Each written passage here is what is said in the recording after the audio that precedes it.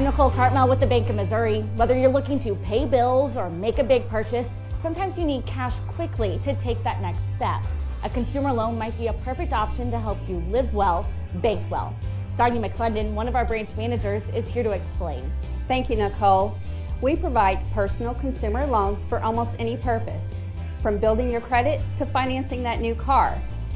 We offer competitive rates, and decisions are made locally so we can get you the money that you need quickly. But what makes our consumer loans unique is that personal touch. For example, I recently worked with a customer to secure a loan for a horse trailer. He could have went elsewhere, but he chose to work with his bank because of that personal relationship that we've built with him. Being able to work with your personal banker that you know and trust makes a big difference. That's right, because we work with our customers to help them live well, bank well. Get started at bankofmissouri.com.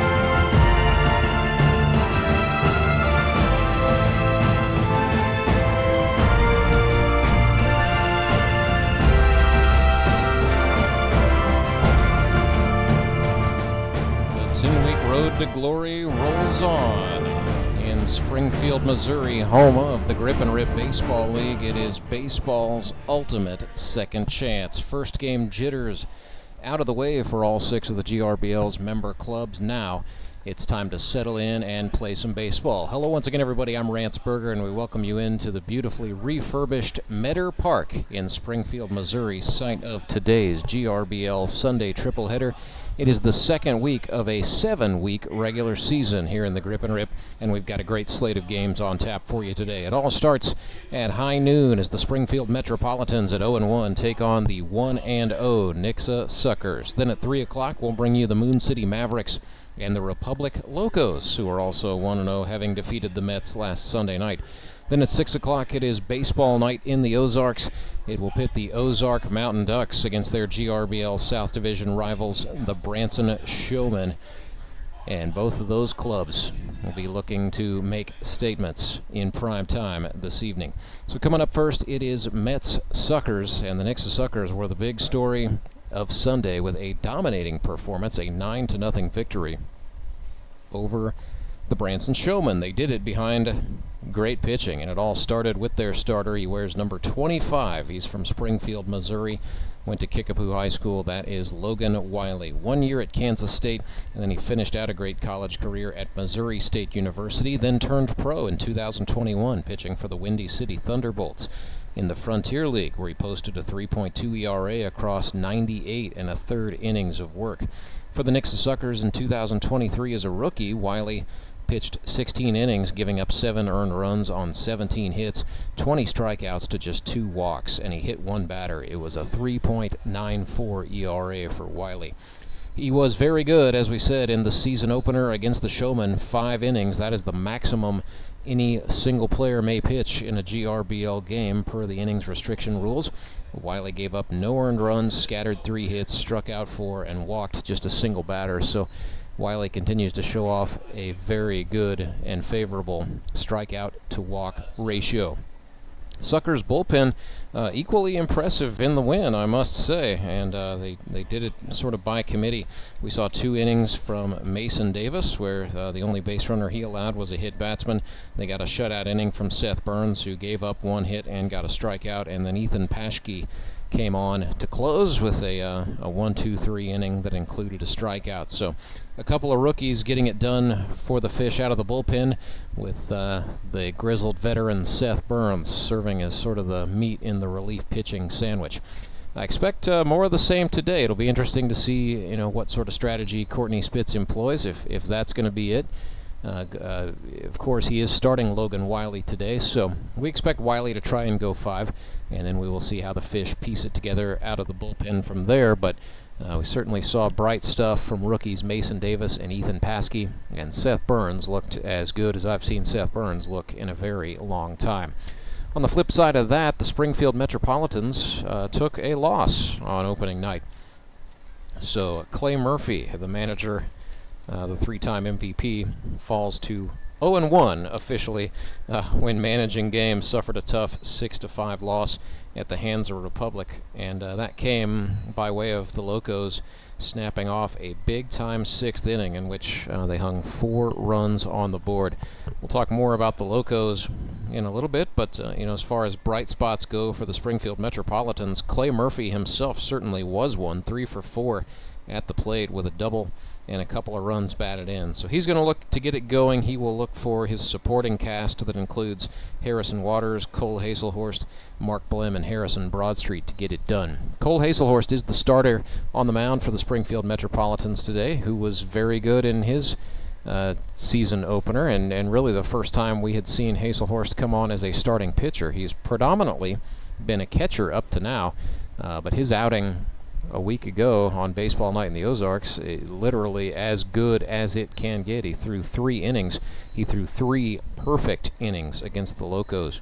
No runs, no hits, 3 strikeouts, nobody walked. So Cole Haselhorst was good on the mound. We will see how Clay Murphy opts to use him and then uses his bullpen today, how it's going to go, and which relievers will come on in what order. Should be pretty exciting. Coming up later today, we will have at 3 o'clock, Moon City Mavericks are at the Republic Locos. Mavericks are 0-1, Locos are 1-0, and then the 1-0 Ozark Mountain Ducks are at the Branson Showmen on Baseball Night in the Ozarks for the very highly anticipated GRBL debut of Trey Turner coming up tonight in prime time. Weather today in Springfield, Missouri, absolutely beautiful right now, 87 degrees in the southwest quadrant of the city, if you will. Feels like 91. We're under 20% cloud cover and 52% relative humidity with winds out of the north at 6 miles per hour. And here at Metter Park, we've got it's the left field line is the north-south line, and we've got the right field line runs east to west with, if you're standing in the batter's box facing outward towards center field, you're facing the northeast. So wind blowing in a little bit today, in from left field at about 6 miles per hour. We're expecting a little bit of a northeasterly shift as the day goes on, but really nothing in the way of precipitation in the forecast right now. Barometer hanging right around 29.99 inches. And we don't expect, we expect little to no drop in the barometer as the day goes on. That means our chance for precipitation is going to drop down to next to nothing. It's going to be a little bit humid. Should feel, air temperature will feel about 93. That's going to be the peak today for Mavericks Locos, and then the heat down on the field as this synthetic turf does tend to hold the heat. Should feel right around triple digits for the guys out there playing the ball game today. So if you do come out, if coming out to see the 3 o'clock game or the 6 o'clock game is in your plan, please make sure you drink plenty of water. But we would love to see you. Admission to GRBL games here at Metter Park, just $5 for adults. Children 12 and under always admitted to GRBL games for free, because we're really trying to do our part to instill this beautiful game into the lives of young people and families. Springfield Mets are being introduced. We will step aside, come back, go through the starting lineups in full right after this. Acme Towing Company. That's too far away. Let Henry's do it. Nah, we're ready to close. Let Henry's do it.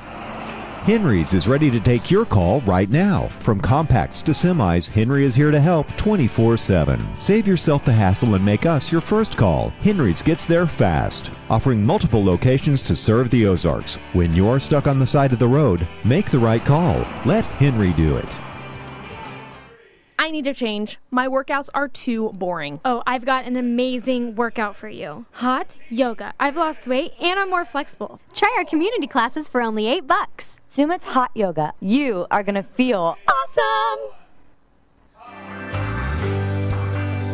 I'm Nicole Cartmel with the Bank of Missouri. If you're in the market for a new home, you're probably spending a lot of time looking at real estate listings. But there's one main thing you need to do to narrow down your search. Get pre-qualified for a home loan. Mortgage loan officer Shannon Meissner is here. How does this help you to live well, bank well? Getting pre-qualified for a mortgage loan is definitely your first step. Pre-qualification allows you to determine early on how much money you can borrow to purchase a home in connection with your monthly budget. This way you know what homes to be watching the market for. We have lots of different loan options to fit everyone's unique needs. This way we can help you accomplish your homeownership dreams and goals. The best part about pre-qualification is there's no cost. It's quick, easy, and it makes you a smart buyer. Thanks, Shannon. And of course, our mortgage loan officers like you are here to help you every step of the way. At the Bank of Missouri, we help you live well, bank well. The Bank of Missouri is an equal housing lender. I'm William Beadle from Tolbert Beadle. It only takes 1 second for a person to be involved in an accident. And when the worst occurs, there's only one person that matters, you. At Tolbert Beadle, we want to be the one you call for help. We're the one to get you the compensation you deserve from the insurance companies. Call us today and find out if you have a case. The consultation is always free. Tolbert Beadle, when you need justice. In the most pressure-filled situation in baseball, tying run on, bottom of the ninth, 2 outs, full count. Clay Murphy trying to finish. He sets up, winds and fires. Haselhorst, it's in the air, center field. Carter underneath it. He makes the catch, and the Springfield Metropolitans hang on 4-3. The Mets win the Howard Bell Trophy. The Springfield Metropolitans are the champions.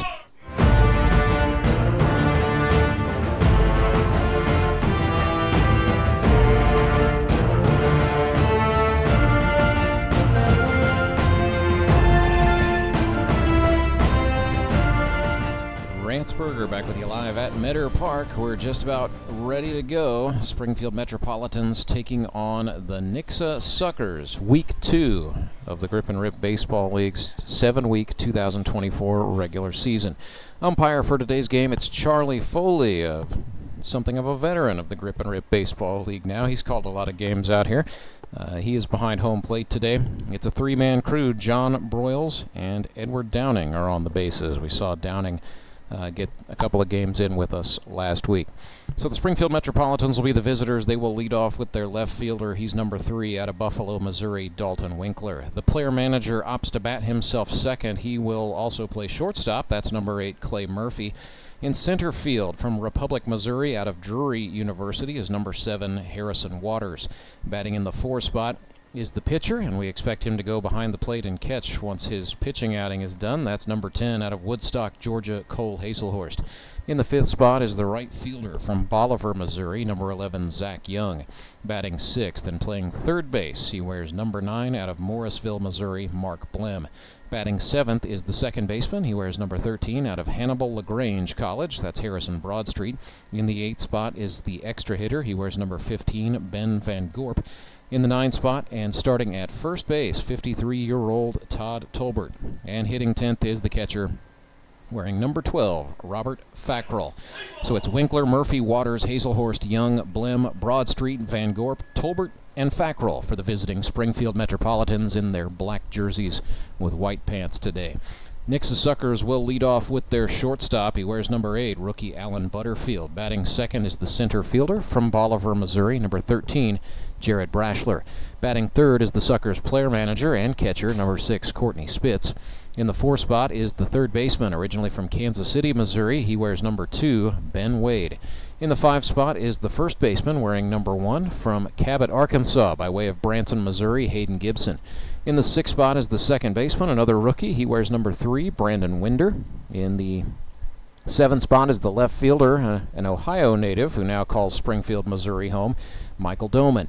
In the 8th spot, a cattleman from Sleeper, Missouri, playing right field, number 14, Seth Burns. In the 9 hole is the extra hitter. He wears number 16, the Virginian, Lance Kennedy. And on the mound today for the Nixa Suckers, he wears number 25 out of Springfield, Missouri. Went to Missouri State University. Second-year man who threw 5 shutout innings in the opener, Logan Wiley. So it's Butterfield, Brashler, Spitz, Wade, Gibson, Winder, Doman, Burns, Kennedy, and Wiley for the Nixa Suckers. Battery mates, might have seen him on KY3 News if you were watching at 10 o'clock on Friday night. Logan Wiley throwing to Courtney Spitz. Both of those guys went to Kickapoo High School in Springfield, Missouri, though the age difference will tell you they most certainly did not do so at the same time, but they did play for head coach Jason Hauser, who is still at Kickapoo today, leading those Chiefs. How about that? So Wiley has the ball. He is just about set to go. He will face Dalton Winkler, Clay Murphy, and Harrison Waters here in the opening stanza. Cole Haselhorst would get to bat, should anyone get on. Suckers just about ready. 3 games on tap for you today, with the temperature hanging in the high 80s pretty much all day long. Dalton Winkler stands in. He went to Buffalo High School, still lives in Buffalo, Missouri, where he works as a physical therapy assistant, and he is sponsored by State Farm agent Carla Woods. Also keeps her office there in the heart of Dallas County in Buffalo. Logan Wiley takes a deep breath before rocking back and firing. Ball 1 on the inside corner. First pitch is away at 12:06. Dalton Winkler was 0 for 3 with a walk and a strikeout in his opening outing. Here's a grounder to the third baseman. Ben Wade fields it on the second hop, gets it over to Gibson at first in time for the first out. Nice job by Ben Wade. He was the 2023 Rookie of the Year in the Grip and Rip Baseball League. He had 15 hits, spread across 9 games. Athletic as all get out. They tried him at 4 different positions in the field. I think the plan here in 2024 is for him to just go ahead and settle in and be that guy at third base. Clay Murphy stands in, had a great opener with the baseball bat in his hand. 3 for 4 for the Metropolitans, with 3 runs batted in and a run scored. Looked at a ball down there, and counts even, 1-1. So Clay Murphy had his college career significantly disrupted with Tommy John surgery, but finished out at Missouri State in 2014. This is in the air into shallow left. Doman running in, makes a great catch on the run, bringing out some applause from Suckers fans. Clay Murphy thought he might have had a Texas leaguer, but Michael Doman read that well, hustled in and made the snag for the second out. And with that, the batter is number 7, Harrison Waters. So Waters from Republic, Missouri. Played collegiate ball all 4 years at Drury University. Now still lives in Republic, where he works in Springfield actually, as a videographer for Associated Electric. Waters tied a GRBL single season record for hits in 2022. Here's a grounder to the second baseman that's handled by Winder over to Gibson in time. So 3 up, 3 down for Logan Wiley and the Nixa Suckers to get us started. But the GRBL Sunday tripleheader is just in its infancy here. We've got plenty of baseball to bring you this afternoon, so settle in and enjoy it with us. Back after this message from Henry's Towing. When you're in a jam on the side of the road, remember to let Henry do it. When Gary and Sandra Henry started Henry's Towing nearly 5 decades ago, customers knew that Henry would be the guy coming to help. People would call and ask to let Henry do it. And as Springfield has grown, our family has grown as well, so there's always someone around to come help you out. Everyone at Henry's is a member of the family, fully trained and as dependable as the original. With a family this size, help is always right around the corner. So if you find yourself in need of roadside assistance, remember to call the name you've grown to know and trust. Remember to let Henry do it! Do you ever wake up and feel like you're already out of energy? I haven't felt that way since I started doing yoga. You do yoga? Every morning. Best change I've ever made. Try our community classes for only $8. Sumit's hot yoga. You are going to feel awesome.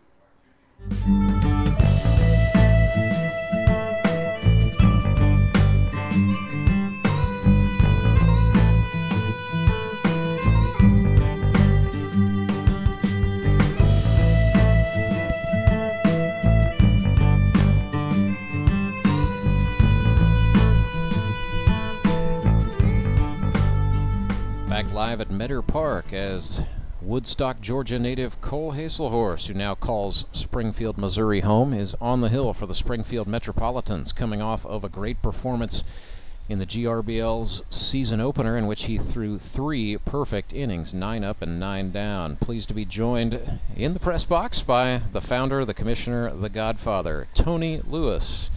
Tony, good to see you. Glad we made it through week 1. It's that time of year where we settle in, and now we become true baseball men. Yeah, there's a lot, an absolute lot that goes on behind the scenes, and opening weekend is somewhat of a wedding day for us. There's a lot of preparation. Then once we get through that, this is a kind of a well-oiled machine at this point. Cole Haselhorst trying to be the part of a well-oiled starter, trying to carve out a larger role for himself in this league. He has been one of its predominant catchers ever since he came on the scene in 2021. But he would like to pitch, and so Springfield Metropolitans giving him that opportunity. He's answered the bell so far. But small sample size and all that. He will face Alan Butterfield, Jared Brashler, and Courtney Spitz for the Suckers this inning. Yeah, I know Haselhorst has always wanted to get on the bump for the first couple of years he's been playing, and he's definitely proven himself to get the opportunity. And like you said, he had a good week last week. Alan Butterfield, the rookie from St. Louis, went to Francis Howell Central High School. Right-handed middle infielder. Great story here. Alan, one of those kids who graduated at the absolute wrong time. His senior year of high school was 2020, and so his high school baseball career completely derailed at the hands of the COVID-19 pandemic. It's interesting, Tony, as the league has aged, we're getting into that part of the lifespan now where we've got a lot of guys like Alan who had either high school baseball and or college baseball significantly altered as a result of the worldwide spread of COVID-19. But for those guys, it's a second layer to the whole baseball's ultimate second chance thing we've got going on out here.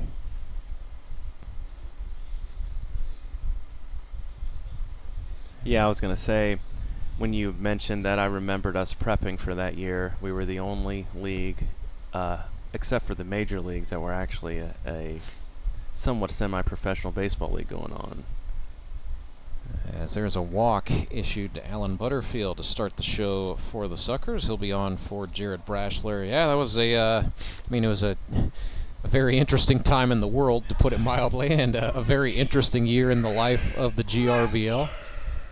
Oh yeah, we were sanitized baseballs and masks in dugouts, and some guys were playing in the buff because in the not naked, but playing with buffs over their faces.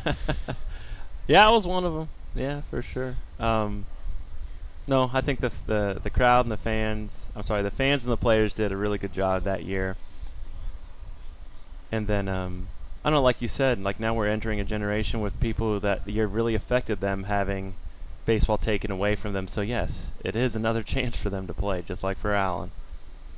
Haselhorst from just above the belt bends a slider into the zone on the inner half of the plate to Jared Brashler there. That was a little bit of paint for the young man, the flight instructor.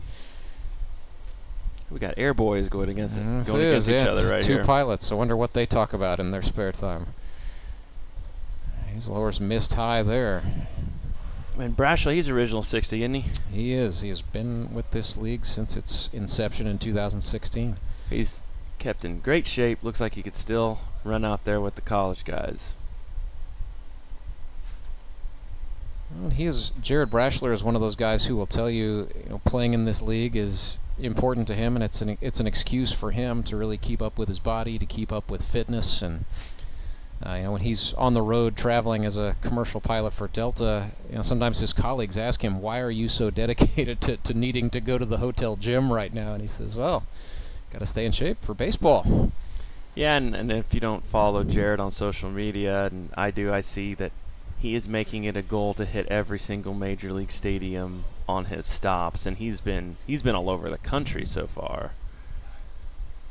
It's a lot of fun. He changed jobs. That was a couple years back, I guess now, but changed airlines, and that has, he has, moved onward and upward and advanced his career. But it's afforded him the nice opportunity on that little side quest to go to all the big league parks. So Brashler, 53 hits in his GRBL career. There's number Maybe 54. Make it 54, yes sir, right over the shortstop's head and into shallow center field. Good for Jared. So Brashler is on, and the Suckers, with nobody out, have a little something cooking. Good guy to have up in this situation, the catcher Courtney Spitz. Yeah, KY3 did a good story on Spitz and Logan Wiley. Courtney Spitz, head coach of Springfield Catholic, been with the GRBL. I think the second or third year of our existence. Year 3. Well, so he played some actually in year 2 as an alternate, and then he said, "Man, I was going to try out, but then I got offered the chance to manage," and said absolutely yes. So his first managerial year was 2018. Grounder right side to the second baseman. Play for Broad Street is going to be to first, and it's pretty smart baseball there, but the runners do advance. Is that one down? That is yep, one away, second and third, and the batter is Ben Wade. 2023 Rookie of the Year, he was 15 for 29. That is a .517 average for 2023. 0 for 2 with a walk thus far in 2024.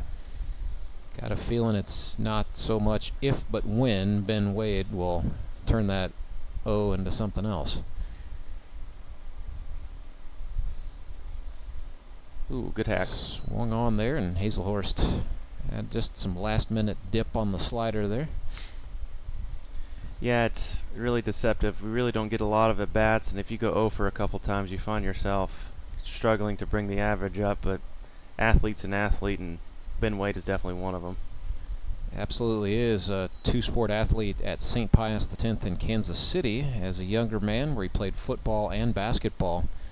And he was a 1,000-yard rusher, as a matter of fact. As a senior, scored 14 touchdowns in 10 games. But as athletic as he was, wanted to do the academic route in college, so came to Missouri State. Actually just graduated a year ago, so his rookie year in the GRBL was literally fresh out of college and into the workforce and into the baseball league he went. So certainly glad to have him. Oh, we love those guys fresh out of college, and I think for the years to come, the GRBL's got to do a better job of that, of getting those guys fresh out there for their young 20s, 22, 23 years old. Ben Wade, 23, is down 1-2, and down on strikes he goes for the second out. So that's a big one for Cole Haselhorst. He was just allowing his first base runners of 2024 here in the bottom of the first.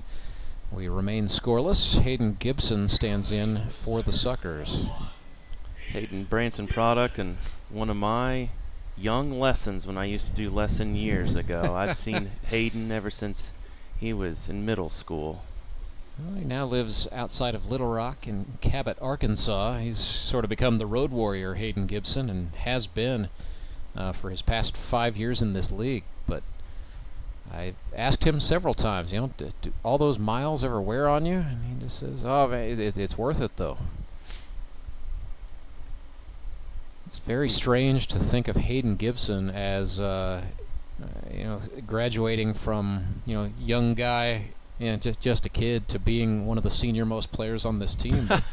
After Jared Brashler and Courtney Spitz, he is the guy. This is a young Suckers group. Actually said that to Hayden on the day we were passing out uniforms. I kind of looked around and I was like, "Hayden, are you really the old guy on this team?" The boys all had a good laugh at that. always see him as that lesson of mine. He's very disciplined at the plate, and he wrecks havoc on the base path. Ooh, yes, he did. Yeah. Tried to check it, but great call there, Charlie Foley. Good to see Charlie back out here as well. He called a lot of games in the Grip and Rip a season ago. Oh yeah, Jason Blackburn's crew. We got a 3-man crew today. Yeah. I think they're going to be testing that out a lot this year to get in work before they enter into the fall season. Leave it out, attaboy. Yep. Charlie Foley, I would kind of put on the radar as one of the good up-and-coming umpires here in Southwest Missouri. So Hayden Gibson, 2020 Rookie of the Year, by the way. Ooh, that's a... yeah. Oh. I'd say so. Gibson did his best to sell a walk. Umpire Charlie Foley not buying that one bit. So we stay scoreless after one. Cole Haselhorst got in a jam, but punched his way out with back-to-back strikeouts. Tony and I are back right after this. It's Grip and Rip Baseball, live and free all day on YouTube. And a big thanks to one of our title sponsors, Bank of Missouri. I'm Nicole Cartmel with the Bank of Missouri. If you're in the market for a new home, you're probably spending a lot of time looking at real estate listings. But there's one main thing you need to do to narrow down your search. Get pre-qualified for a home loan. Mortgage loan officer Shannon Meissner is here. How does this help you to live well, bank well? Getting pre-qualified for a mortgage loan is definitely your first step. Pre-qualification allows you to determine early on how much money you can borrow to purchase a home in connection with your monthly budget. This way you know what homes to be watching the market for. We have lots of different loan options to fit everyone's unique needs. This way we can help you accomplish your homeownership dreams and goals. The best part about pre-qualification is there's no cost. It's quick, easy, and it makes you a smart buyer. Thanks, Shannon. And of course, our mortgage loan officers like you are here to help you every step of the way. At the Bank of Missouri, we help you live well, bank well. The Bank of Missouri is an equal housing lender.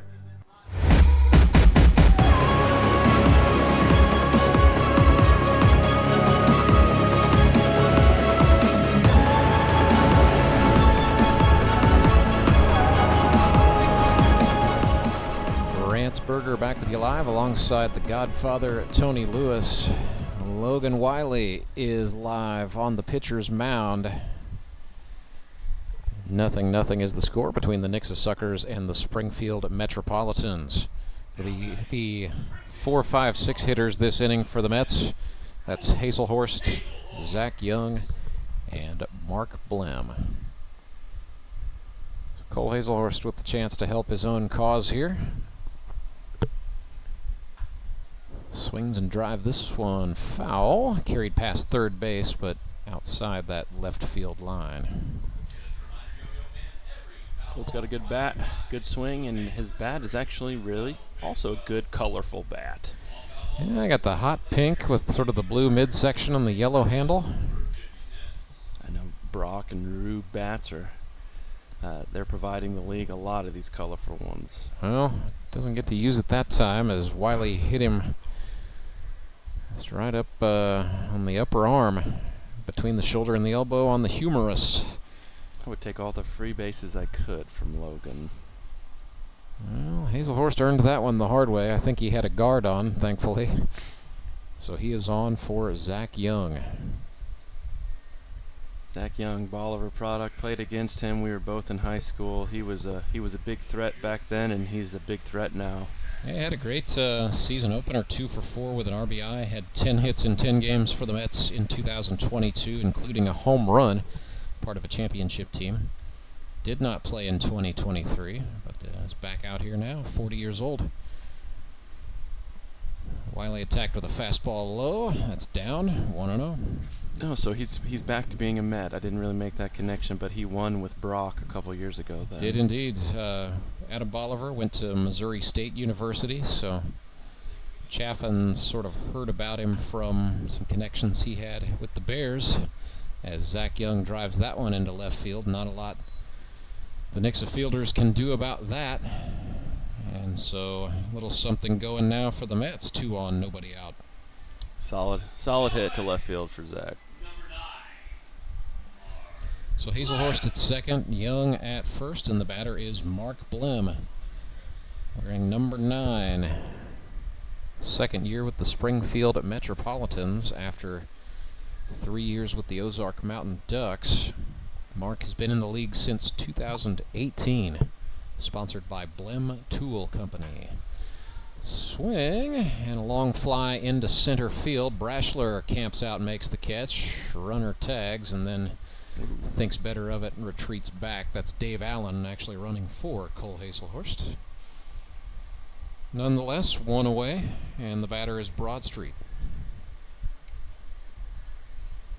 Harrison had a great hitting season last year.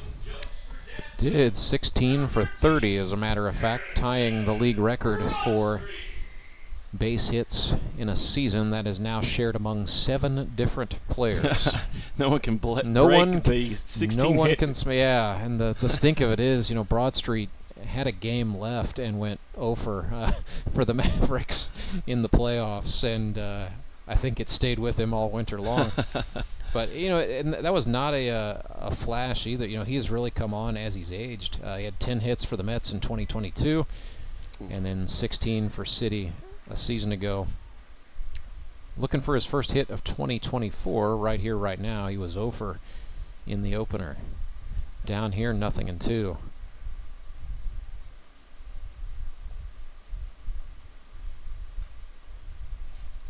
Harrison Broadstreet will actually be my partner coming up for the 3 o'clock game today. So good. Giving him his dream shot. I needed a partner. It's something I've been mentioning for a while or thinking about. So I messaged Harrison and said, "How would you like to do color with me Sunday at 3?" He said, "I've always wanted to do color for a baseball game on a Sunday at 3." Well, folks, I will say that he is a professional comedian at the Blue Room Comedy Club, so those tuning in, I would definitely pay attention to a couple innings and maybe get some laughs with Rance at the 3 o'clock game. We'll try to squeeze some baseball in there as well. So no, like Harrison's got this don't tell comedy thing that he has brought to Springfield, Missouri is really cool. As there's a fastball, sprayed this one to first. Gibson steps on the bag for 1. Suckers will try to double off Zach Young, and oh boy, Hayden Gibson about caught sleeping. Pretty astute job by Young there, but Brandon Winder was ready for it as well, and they get the out in turn 2. And great job with the home plate umpire there to say that run did not score as the tag was made before the run crossed the plate.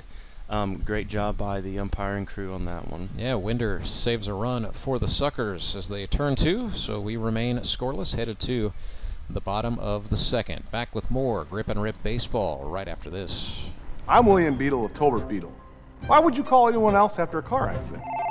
Tolbert Beadle has been right here in Missouri for decades. We know the local courts, and we know how to fight. You don't pay us a penny unless we win money for you.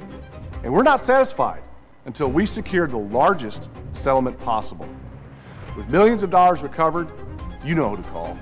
Tolbert Beadle, when you need justice.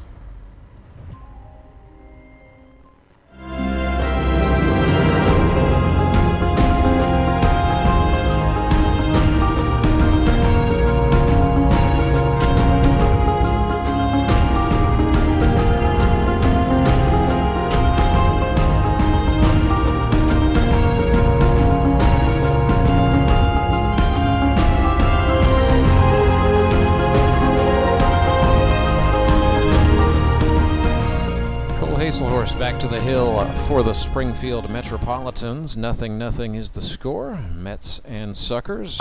First of 3 Grip and Rip games today here. Brought to you live and free all day on YouTube from Meadow Park. Big thanks to our sponsors, Henry's Towing and the Bank of Missouri. It'll be Brandon Winder, Michael Doman, and Seth Burns this inning for the Suckers. So the 6, 7, 8 hitters and the big Virginian Lance Kennedy would get to come to scratch should anyone reach safely. So I'm Rance Berger, my partner for these innings, the founder and commissioner of the GRBL, Tony Lewis. Yeah, we're at Meadow Park, and for those viewers, this is now our second set of games here, and we just got a comment from Derek Saiko, who's our production manager. It's like, hey, are there more people here? And actually, it's probably the same number that we have, just about 100 people or so. But in this park, the intimate feel is kind of exactly what we're going for with the Grip and Rip League. Is, yeah, you can hear the crowd and they can hear you, and you get a hit, they'll let you know it, and if you make an error, they'll also let you know that too. So it's kind of the goal of coming to Metter, is we're seeing it here, is like this is actually feeling like a crowd. And I know we got almost 20 to 30 active listeners right now, so welcome to the GRBL, and we also invite you to Metter Park anytime you can come out here. So we'll be at Metter one more time before August is over, then we'll migrate out to the birthplace of the Grip and Rip League, Ozark Mountain Sports Complex, following the Labor Day break. Haselhorst's first pitch to Brandon Winder is in the dirt, or in this case, into the brown turf. Does have a slightly different feel, the brown versus the green. I was out there kind of testing it out. You know, the brown turf is a little bit more spongy. It has a little bit more of a deadening effect on a bouncing baseball. Yeah, and I saw Coach Briggs, who's assistant coach at Drew University. He actually, they drag it. They drag it, and you saw the rubber, so it's evenly spread out there, and it really plays like a good infield. It does kill the ball, like you just mentioned. Get the true roll every time is what Drury head coach Scott Nasby always tells me. Beautiful Find park. out how good of a fielder you really are. Yep, Central Springfield, beautiful park in the city, historic field. A lot of good vibe here. 2-1, the count to Brandon Winder, who ducks out of the way of a no-doubt ball 3. So Brandon Winder from Farmington, Missouri originally. Went to Mineral Area College. He was 1 for 2 in his Nixa Suckers debut a week ago with a double and an RBI. This is rookie year, isn't it? It is. Found him. He was recruited by Kyle Carpenter and friends, so we'll see Kyle a little bit later on today with the Mountain Ducks, but they both work for Cintas, the uniform people now, so always good to see, you know, the young 20-somethings recruiting. Here's a one-hopper to the second baseman. Gotta hurry. And Harrison Broadstreet didn't get there in time. So Winder is safe. Infield single on the board. I was waiting for someone to do the headset motion to their ears. We're going to go challenge that one? Call New York. No, New York is not available for calls here in the Grip and Rip. Yet. The call on the field stands. It may come one day. So Winder is on for Michael Doman, another rookie. Springfield, Missouri is where he lives now. He is originally from the suburbs of Cincinnati, Westchester Township, matter of fact. Showed bunt. Haselhorst threw it. He's one to use those wheels. He was very fast at tryouts. Yeah, and he's showed bunt a couple times at the plate. Had a good GRBL preseason jamboree where he had a hit and drove in a couple of runs. He was 0 for 1 officially in the opener a week ago with a strikeout and a walk. But yeah, absolutely a threat to steal.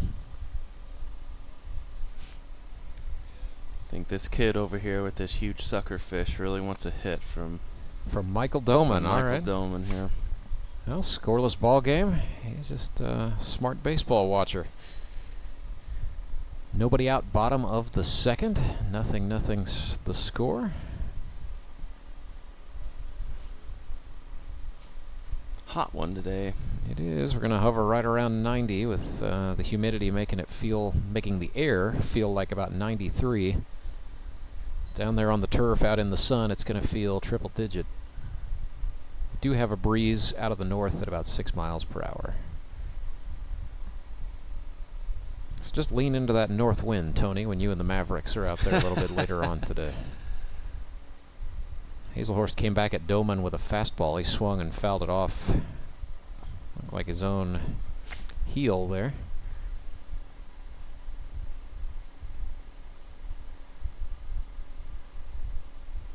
Michael, one of those guys who just doesn't seem to stop moving in that batter's box. There's really not much settling that happens there. I can relate. I do a lot of movement. I look at myself on film. I'm like, you need to stop moving so much. Oh, you Here's gotta run. Chopper this to is gonna be first. close. That is handled by Tolbert. He was waiting for Haselhorst, who didn't cover, so Doman is out by a step. I call New York on that one too. Yeah. So Well, Tolbert was holding for Haselhorst to cover, and then I think he realized Haselhorst was not going to get there in time. So then Todd kind of started on a delay there and just barely made it. Here comes Seth Burns. Yeah, former teammate of yours, a season ago with the Ducks. He's a farmhand, isn't he? He runs his own operation, so not a hand. He's a full-blown cattleman. He is the hand. That's Seth's go-to saying is that I can work a lot of hours and not make a whole lot of money. Seth's a great guy. He's Absolutely. a great guy in the dugout, just easygoing. You'll hardly ever see him rattled. If you see him rattled, something is really wrong. Seth, 32 years old, has been in the GRBL since 2020, so this is his 5th season. He's battled through different aches, pains, and injuries throughout his career, but is definitely cattleman tough. Just keeps coming back.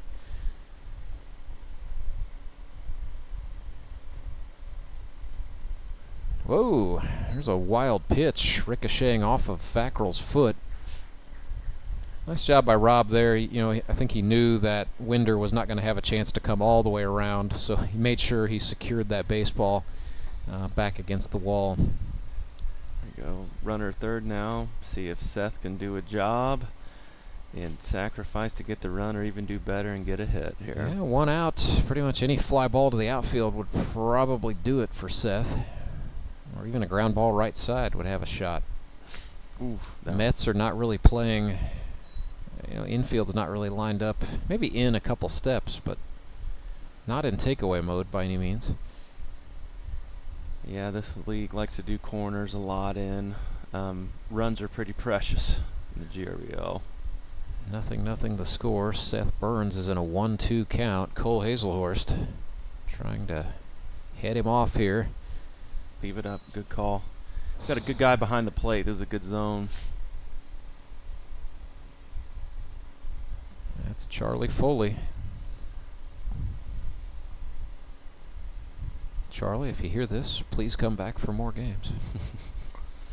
2-2. Fastball. Burns drove it. Murphy back in the hole. His only play is to try to get Seth Burns, and he won't get it there in time. 1-0. Nixa Suckers. Seth Burns put it into play beautifully. It found the hole, and got to give that an infield hit for sure for the RBI. Puts the Suckers up. So 1-0. We'll go back and review that with the official score a little bit later in the game, but I think infield singles the call. I'm not able to... I can't see the lights on the board from here, believe it or not, Tony. Yeah, I think that comes with an upgrade next couple of years, but yeah, a hit is on the board for Seth. All right, let's go. So 1-0. Seth Burns gets the RBI, and the batter is Lance Kennedy. This is a dangerous hitter. I think he played Indeed for Daniel last He year. did. He was with Moon City in 2023 as a rookie. He was 5 for 21 with a run scored. All 5 of his hits were doubles. I was going to say, they were very loud. There was no such thing as a single in Lance's world. Struck out 6 times, walked 4, and got hit once. So, strikeout to walk rate, not too bad for him either. Has good plate vision, typically works counts. And, yeah, those hands are strong. I think the Ducks saw all 5 of those doubles. All I remember him is just lacing it into the gap. Looking for a gap here against Haselhorst. It's a 1-1 count, and still 1 out as he looked at a strike. Cole's keeping his composure, still doing a good job. Yeah, no need to lose your mind over 1 run if you're the starting pitcher, and realistically, his job is going to be to throw 3 innings today, I think. So it's good to see the strategy that all 6 coaches have, and Clay being his first year, that on any call he can probably step up there and get the 5 innings, and he needs Cole to do a great job here and get his 3, which it looks like it probably can happen. There's a fastball low to Kennedy, native of Roanoke, Virginia. Had graduated high school in 07, had 3 homers and 8 RBI in a single game once. Went on to Patrick and Henry Community College in Martinsville, Virginia. Not entirely sure how Lance ended up in southwest Missouri, but I sure am glad he did. I was just wondering that. Well, I know he was, as he goes down on strikes there, he was one of those guys who sort of was maybe not toiling away, but spending his days playing some slow-pitch softball, and it just wasn't quite scratching the itch. So he found the GRBL, came out and tried out without knowing anybody, and been an impact player. So back to the top of the order, Suckers using a 9-man order today. Alan Butterfield lofts one. That's going to stay on the infield. The third baseman, Mark Blem, camps out and makes the catch. And that will put an end to inning number 2, but not before the Nixa Suckers scratch a run across, a hit from Brandon Winder, and then an infield single from Seth Burns brought him home. It is 1-0 for the Fish. Tony, let's keep it here. Before I pitch to you, I will say big thank you to title sponsor of streaming coverage all season long, the Bank of Missouri. Live well, bank well. Yeah, I was going to ask you a question, Rance. How, from your vantage point and where we're sitting right now, after you had a full weekend last weekend to take it in, and what you're doing, what are your thoughts on where we are right now? Well, I knew that the move to Metter Park would be very popular with the players, first and foremost. I mean, how could you not want to come out here and play on a brand new $1.8 million synthetic turf field? And, you know, I will say this too, for both for Drury University and for the Springfield Greene County Park Board, the partners on this project, you know, they did a lot of the little things baseball-wise very well. You know, the setup of the cages down the left field line, you know, the bullpens are well thought out. It's not just, oh yeah, we got to have a bullpen. I mean, there was some engineering and some architecture that went into that.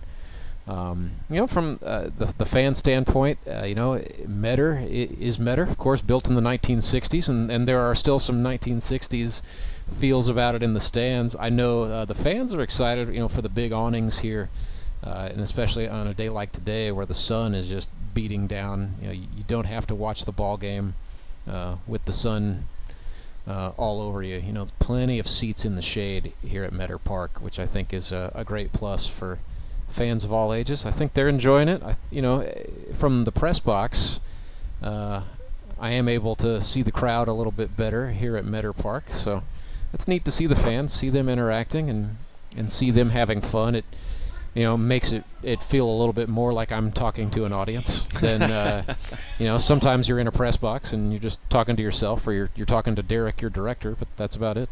Nice. So here's BVG. Ben Van Gorp. Guy lacks no style.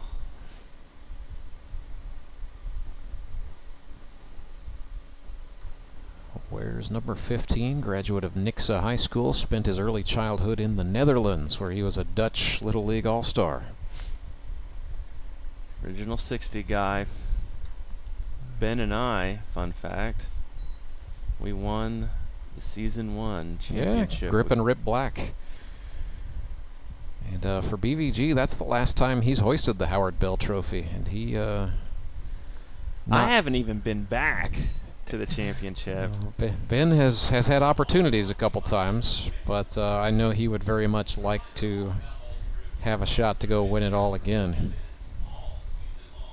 And that's a Howard Bell championship game. That's a special one. There's a breaking ball from Wiley to Van Gorp, fielded in foul territory by the third baseman Wade. He was thinking about it, but lucky for Ben, but Wade was getting ready to fire that across. Van Gorp is speedy. That was going to be a bang-banger.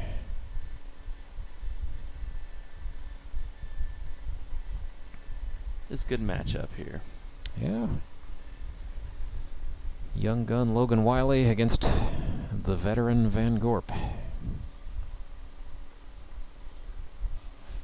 1-2 pitch. See what Wiley does with 2 strikes. Ooh. Looping breaking ball. Got him looking. And he knew it. He knew it too. Good 12-6 there from Logan. So BVG takes a seat, and we go to the Todd father. Another one of those original 60 players, the first 60 athletes to take part in the league in 2016. Todd was on Grip and Rip Blue. That was, if I remember right, that was Logan Hughes' team that he coached. head coach at Nixa now. Todd was but a young man at 45 back then. Fun fact about Todd Tolbert, his age in his GRBL bio stayed at 48 for about 3 seasons until we finally got that sorted out. I would say he is the oldest, but he is not. He's not. He's the second oldest this time around. Todd's 53, but the suit, Kurt Brand, 59. The suit. Love it. We'll see the suit later on today, and his son Thomas Brand with the Ozark Mountain Ducks. They're the 6 o'clock, aren't they? They are. That is in prime time. So coming up at 3 o'clock, it will be the Moon City Mavericks at the Republic Locos. Then the baseball night in the Ozarks game is the Mountain Ducks at the Showmen. See if the Brand boys can keep it going for the Ducks in the highly anticipated GRBL debut of Trey Turner for the Showmen. That'll be fun to watch. Ought to be a pretty good tussle. There's an off-speeder, and oh, great glove by Wiley. That's why you practice fielding your position, kids. Tolbert thought he snuck that one through, and Wiley reached down and gloved it for the second out. 10-man in the order coming up here for the Metropolitans, Rob Fackrell. Rob's another one of those good guys, always got a smile on his face, really happy to be here, and I think he knows the importance of playing the game again, you know, doesn't really seem to get upset, just really happy to be out here. I appreciate guys like Fackrell. Well, you know, Rob went undrafted, well, he was drafted in 2021, that was his first year, then went undrafted in 22, got back out here in 23, and, you know, Metropolitans went all the way that year. Now he's back with the club again here in 24. Ground ball, right side to the second baseman. Handled nicely by Winder, and it ends up being a 3-up, 3-down inning for Logan Wiley and the Nixa Suckers. They lead this thing 1-0 as we head to the bottom of the third. Mr. Commissioner, thanks for dropping by. I know you've probably got some executive things to do, so I'll let you get to it. The next inning is it's raining tacos, so I'm going to be throwing tacos into the crowd. So, yes, executive duties indeed. Please keep the taco filling inside the shell, and hopefully... I can't promise anything. All right, it's raining tacos. Yes, you never know what you're going to see in a GRBL game, and I will say that, you know, a lot of times if you go to minor league games or go to big league games, you always dream about what it would be like to be included in some of the participatory things. Say if you hang around, if you attend like a GRBL season and you come out with regularity, I promise you, by about the 5th game, you will have been asked to do something at some time and point. The participation is not only expected but encouraged out here. Yeah, and you know, we talk about how much of an opportunity this is for the ball players, but what we've really been working on, even after year 1, is 8 solid years of fan engagement, making this fun for mom, the dads, and most importantly, the children out here. So we try and think up as many ideas as we can. Some of them honestly flop really bad, but that's kind of the whole fun of this. Sometimes they're so bad they're good. Yeah, exactly. It comes all the way around. And we keep the really bad ones that are good, and we also keep the goods that are good. So you're going to see both, bad and good, on the field and outside the field. But at the end of the day, there's a lot of smiles, and that's what we're going for. All right, so Henry's towing pitching change for the Mets as we say farewell to Tony Lewis. He's going to go out there and rain some tacos, and I'll tell you about BVG, Ben Van Gorp, on for the Mets after this Henry's towing pitching change. So Ben Van Gorp has been in the league since its inception in 2016 for his career, 129 plus innings. He has allowed 64 earned runs over the course of that time. And BVG now, to his credit, with 135 strikeouts against 74 walks. He was quite good for the Republic Locos in 2023, 16 1/3 innings pitched, allowing 4 earned runs on 13 hits, 18 strikeouts to 7 walks, and 3 hit batsmen. It was a 2.20 ERA for BVG in 2023. This is his first pitching performance of the 2024 season, back with the Metropolitans. Starts Jared Brashler off with a breaking ball for ball 1. It's going to be Brashler, Spitz, and Wade this inning, so the 2, 3, 4 hitters for the Fish. Comes back at Brashler with a fastball across the letters for a called strike 1.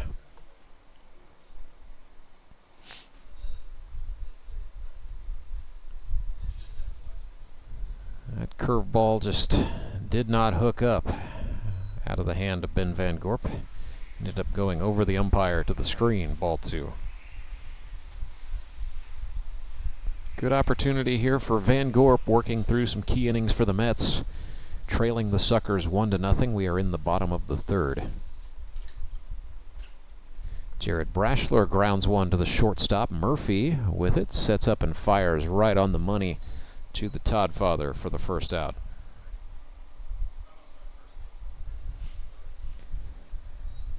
Batter will be Courtney Spitz, the Nixa Suckers player manager.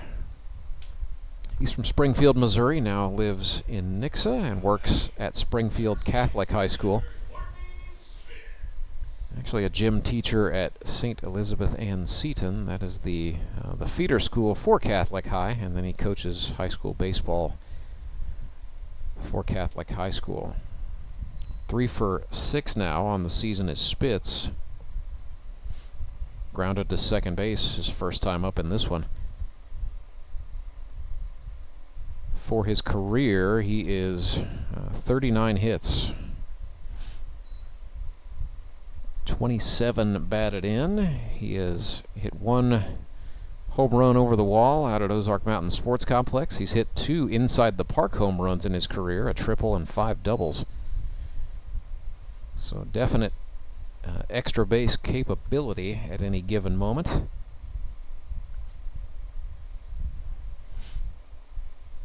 And his next one will be the 40th base hit of his career that started in 2017. Fastball from Van Gorp is a called strike on the outer half. Spitz not pleased. Steps out and steps back in. BVG ready to go. Likes to square up to home plate and just peer just over his outstretched glove. There's a breaking ball.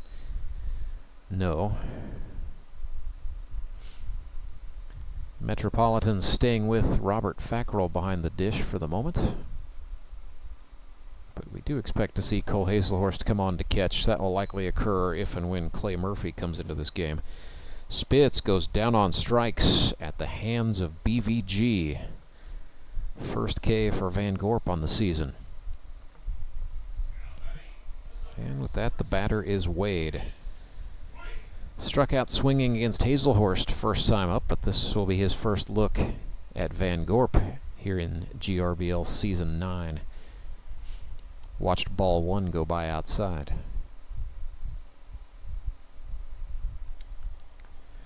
Nobody on, 2 out. Van Gorp missed high that time. Ben Wade works for Will Fisher Companies in Springfield. In the business of beer money.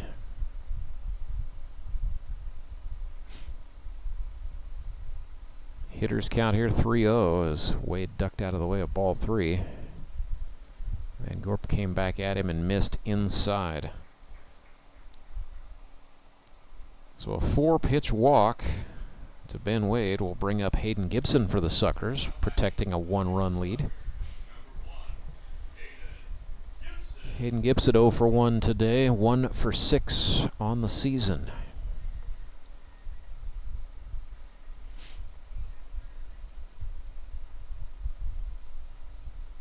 Keep an eye on him as this one goes on. He tends to just have pretty bad sensitivity to the heat. Ben Wade just stole second base, standing up. Throw down from Fackrell was not bad, but Wade fast enough to beat the tag from the shortstop Murphy.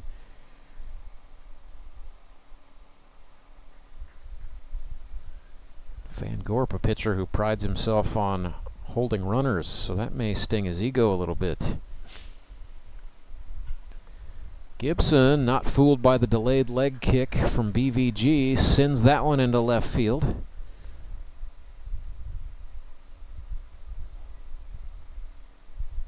And now time is called, seemingly mid-play. And I'm not sure, are they calling a balk on Van Gorp? Yeah, it seems to be what's happening here. Murphy arguing, and if you're the Suckers, I think you'd want the hit here, right? Well, Van Gorp is just all kinds of dejected. He has walked and distanced himself.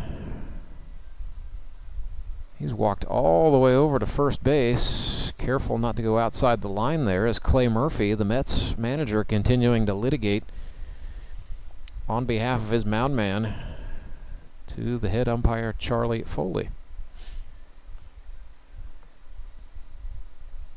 You know, not an expert on body language, but you don't have to be to tell that the Metropolitans are not happy with whatever that bit of officiating was, but the guys in charge did not like Van Gorp's leg kick, stall, look back, and then delivery home.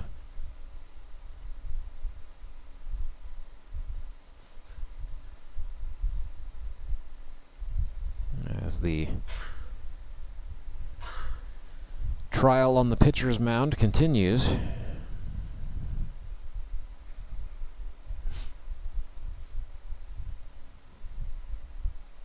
And they're going to take the hit away from Hayden Gibson. However, third base has been awarded to Ben Wade. So yeah, that's a balk call.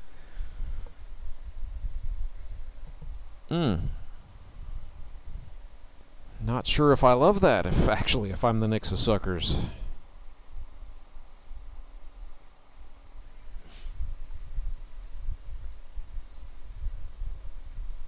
So Gibson's got to put the gloves back on.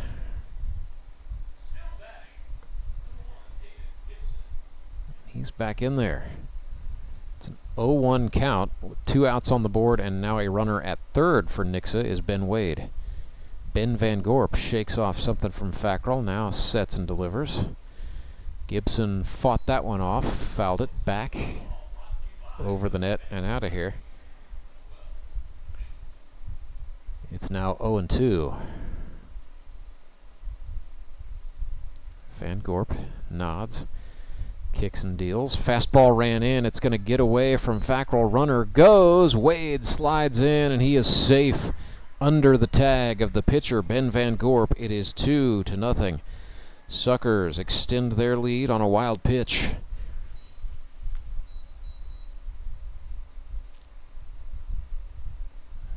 Bases are now empty. Gibson still the batter. Still 2 outs. And boy, just misfortune all around for the Mets. As Ben Wade got on by drawing a walk. He stole second base. The balk call advanced him to third. And then he comes home and scores on a wild pitch.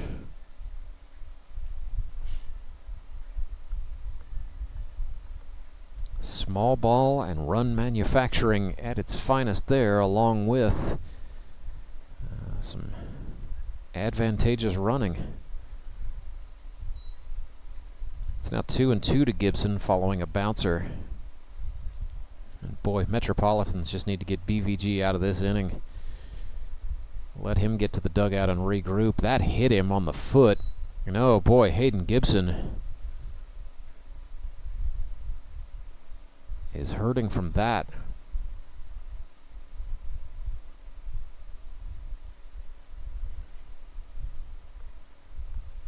Gibson down in a heap, and I'm not sure if that caught.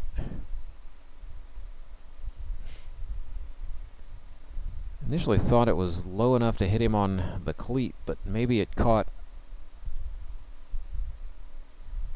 He's clutching the outside of his knee there.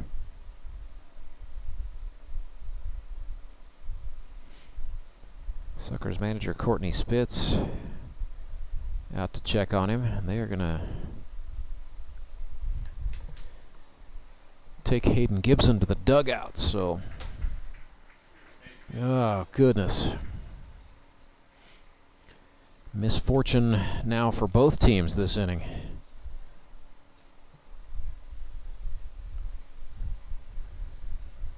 So that does put a runner on. Nixa is going to pinch run Ethan Paskey for Hayden Gibson in this situation, and the batter is Winder. Brandon Winder reached on an infield single first time up. That was back in the second inning, and then he scored Nixa's first run. RBI base hit from Seth Burns.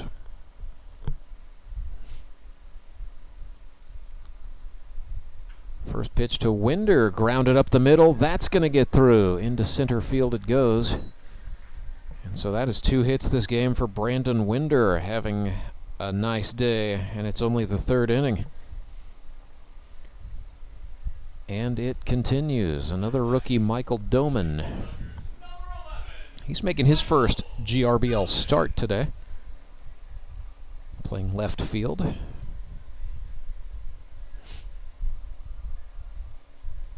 Grounded out to first time up. Runners go, and double steal uncontested.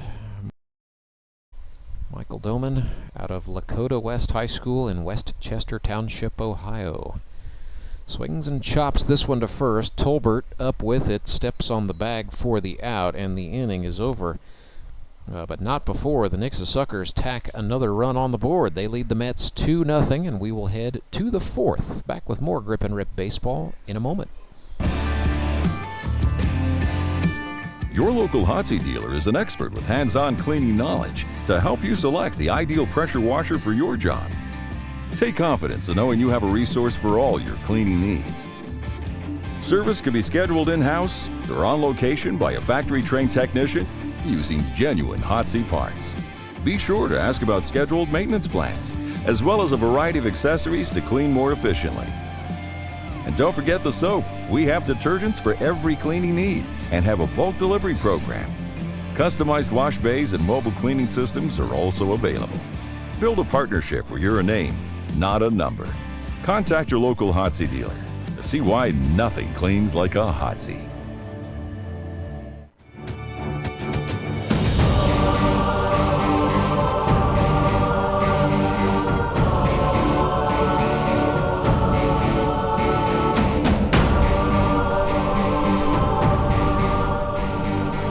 Goodness me, Logan Wiley, the Suckers right-hander, went out to go take his warm-up throws for his fourth inning, so he will be the 3+ inning designee for the Fish today, by the way.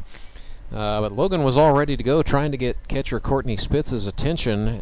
Spitz was behind the plate looking into the stands, where he was watching Tony Lewis carry out the duties of the It's Raining Tacos promotion.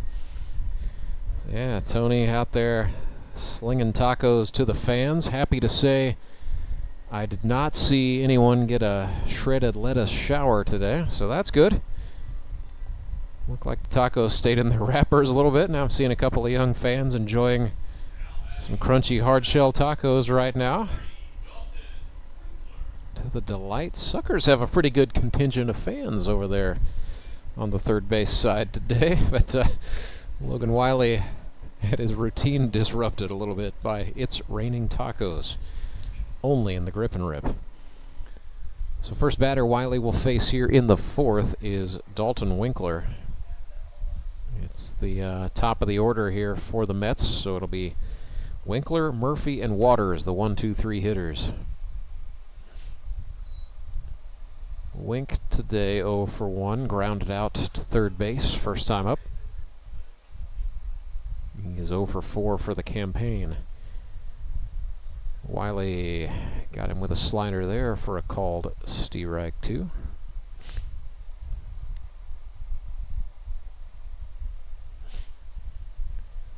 Yeah, It's Raining Tacos definitely had Courtney Spitz, the Suckers catcher, intrigued. Maybe he's just hungry. Winkler lifts one into right center field. That's a base hit.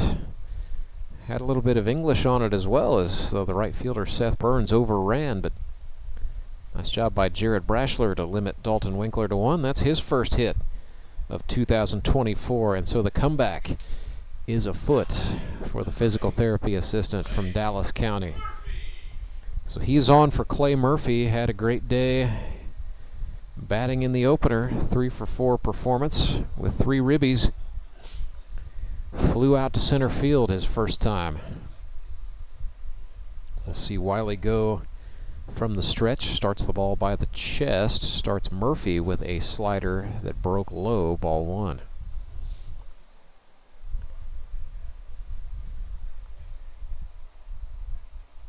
Two to nothing is the score. We're in the top of the 4th. Nobody out. Metropolitans batting, trying to get on the board.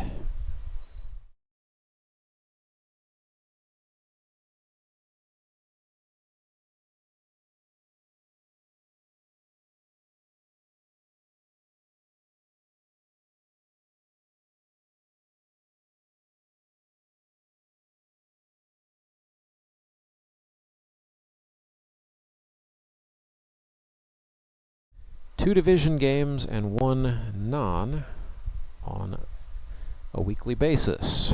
Throw over to first, not in time. Alan Butterfield bounced it to Lance Kennedy. Clay Murphy was hauling, and he reaches safely there.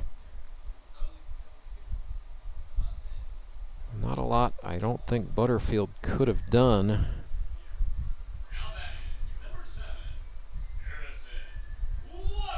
His exchange was pretty quick, but Murphy was hauling. So he's on for Harrison Waters. First and second for the Mets, nobody out. This is the guy they want up. This is why he is batting in the 3 spot. Harrison Waters, 30 hits across 20 games in his last 2 grip and rip seasons. Old number 7, now in his 5th year.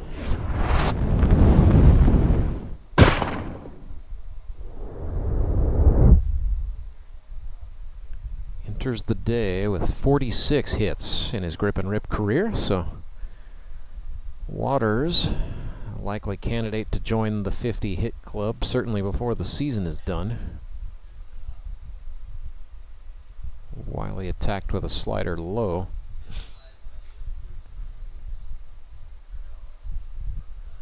That pitch was getting chased a fair bit first time through the order, but Metropolitans may have smartened up to it here in the 4th.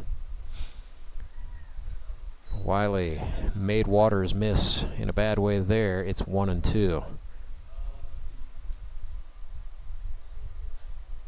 Interesting to see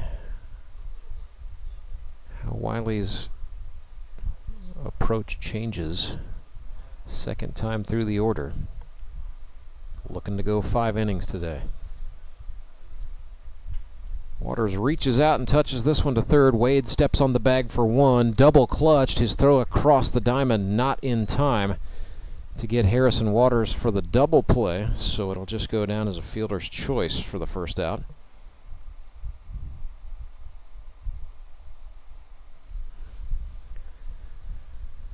So, situation remains similar for the Mets. First and second. Lead runner is now Clay Murphy at second base, and the tail runner is going to be Waters at first. Cole Haselhorst is the batter. Got hit by a pitch his first time. Still looking for his first hit of 2024.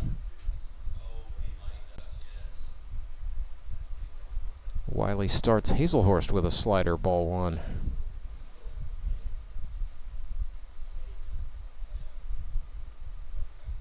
Interesting to see if Wiley continues to work backwards, starting Mets batters off with breaking stuff this inning. That looked like a 2-seam fastball for a strike.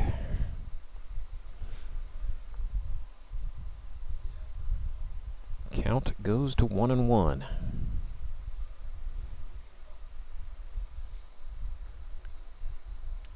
Make that 1-2. Called strike to Haselhorst at the knees. On the corners, Suckers are playing Like they're guarding the lines. Wade and now Kennedy on playing first following the injury to Hayden Gibson.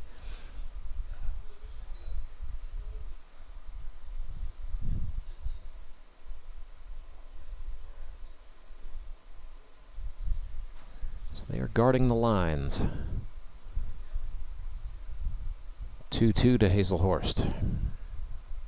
Swung on, lifted, foul. That's going to carry.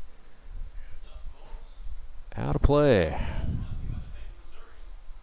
Off of one of the awnings protecting the seats on the first base side.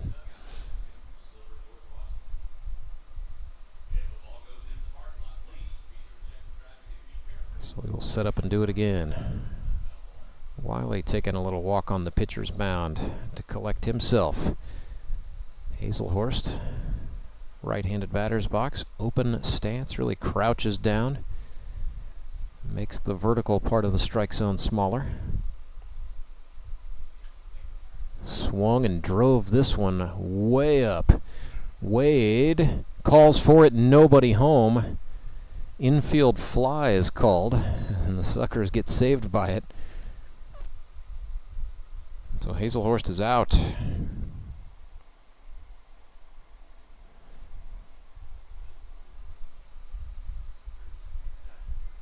So left side infielders there. Ben Wade at third. Alan Butterfield, the shortstop, debated there briefly.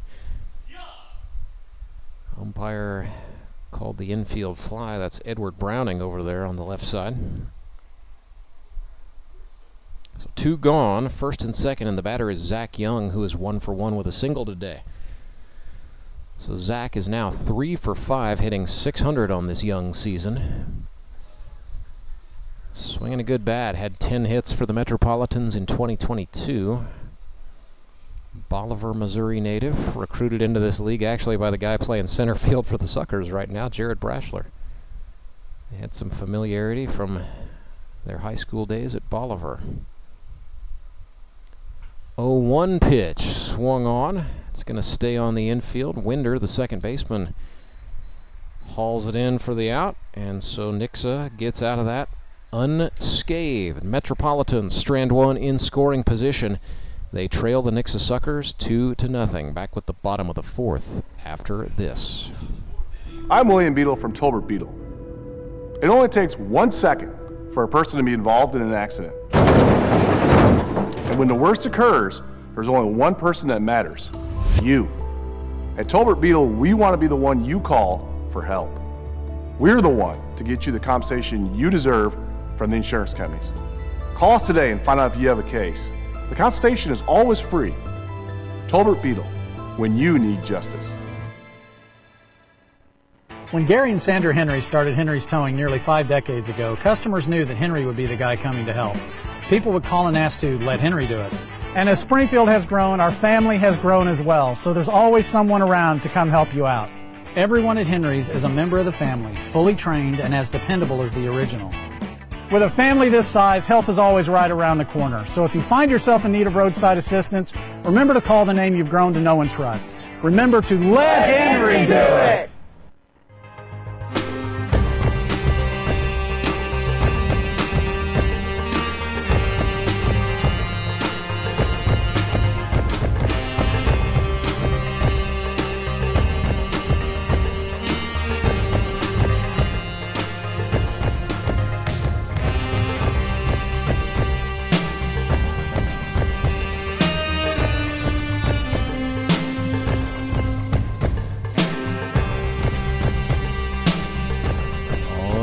Kevin McLeod, the composition is called Miami Nights, brings us back to Metter Park, where we've got Miami-like weather today, inching toward 90 degrees, humidity making it feel like 93, and that wind out of the north has sort of died down. Not a lot of, well, just a little bit of a wave there from Old Glory out in left center field.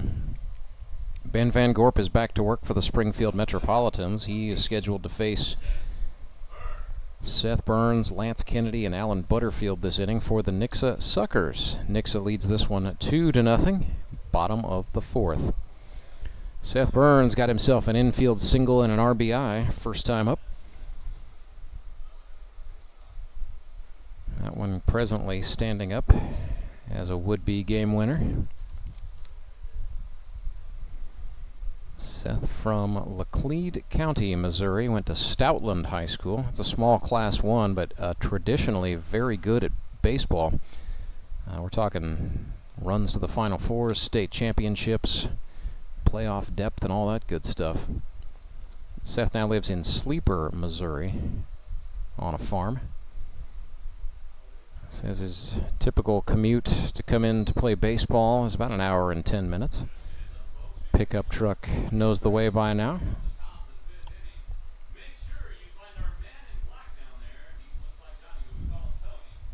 Seth played his college baseball at Evangel University. Predominantly used as a pitcher, but was a two-way player at Stoutland High, and he's become much more of a two-way guy out here in the GRBL as his career has continued. Went down looking there, did Seth Burns, Suckers 8-hitter. And that will bring up Lance Kennedy. Native of Roanoke, Virginia, who went to Patrick and Henry Community College in Martinsville, Virginia. 22 of 89 there in 2009, with 20 runs batted in 32 games. So Kennedy, a pretty steady producer at the junior college level.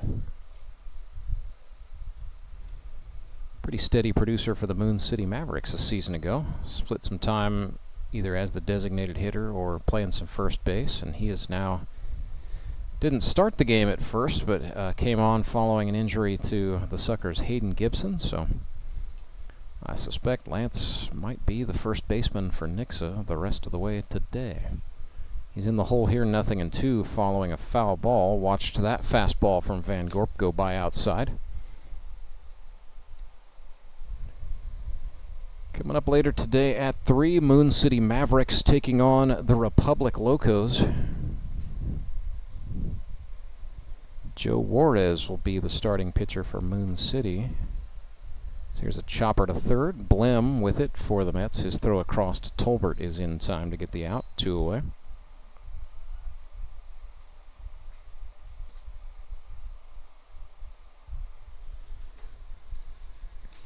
Republic Locos starter has not yet been announced.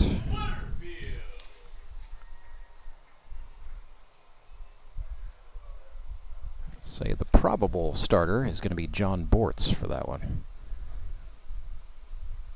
So Bortz versus Juarez ought to be pretty good. A couple of right-handed veterans there. So 2 down, nobody on. Alan Butterfield is batting.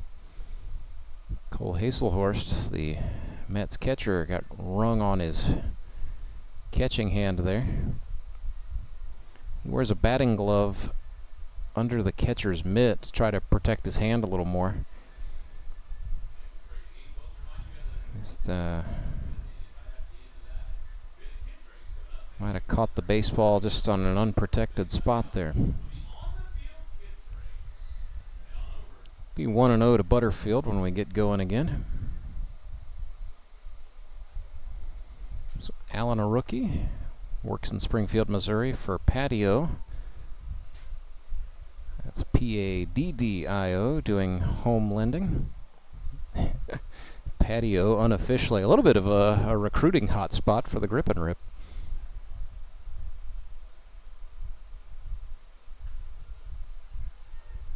There's a chopper trickling foul, third base side. Mark Blem there to touch it up. Had to wait patiently for it, but it did carry outside the line.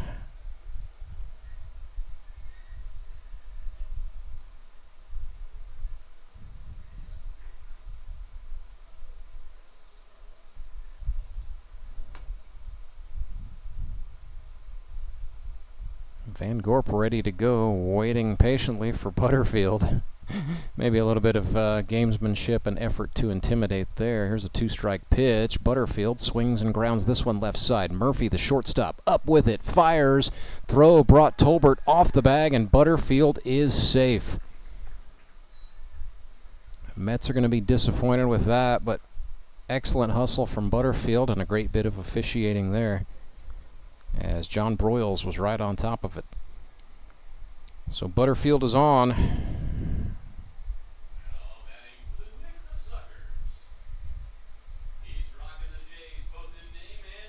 Jared Brashler. 1 for 2 today. 1 for 5 for the season, so hitting 200. This has a chance, tailing down. That's a fair ball down the right field line. Brashler thinking about 2. Young trying to get it in the corner. Butterfield is going to come all the way around and score an RBI double off the bat of flyboy Jared Brashler. Helps the Suckers extend their lead. It is 3-0. Down the right field line that went. It is now 3-0 for the Fish. 2-out run goes on the board. Second time Suckers have managed to score one with 2 outs today. That's going to be another point of frustration for the Mets.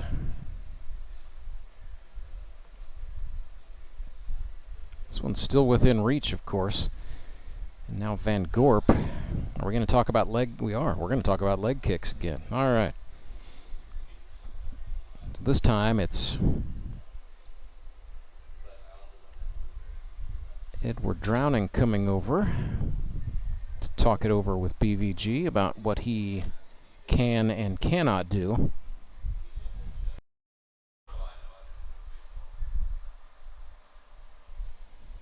So Van Gorp, after that chat, throws a fastball that Courtney Spitz fouls off. That is well out of play on the third base side.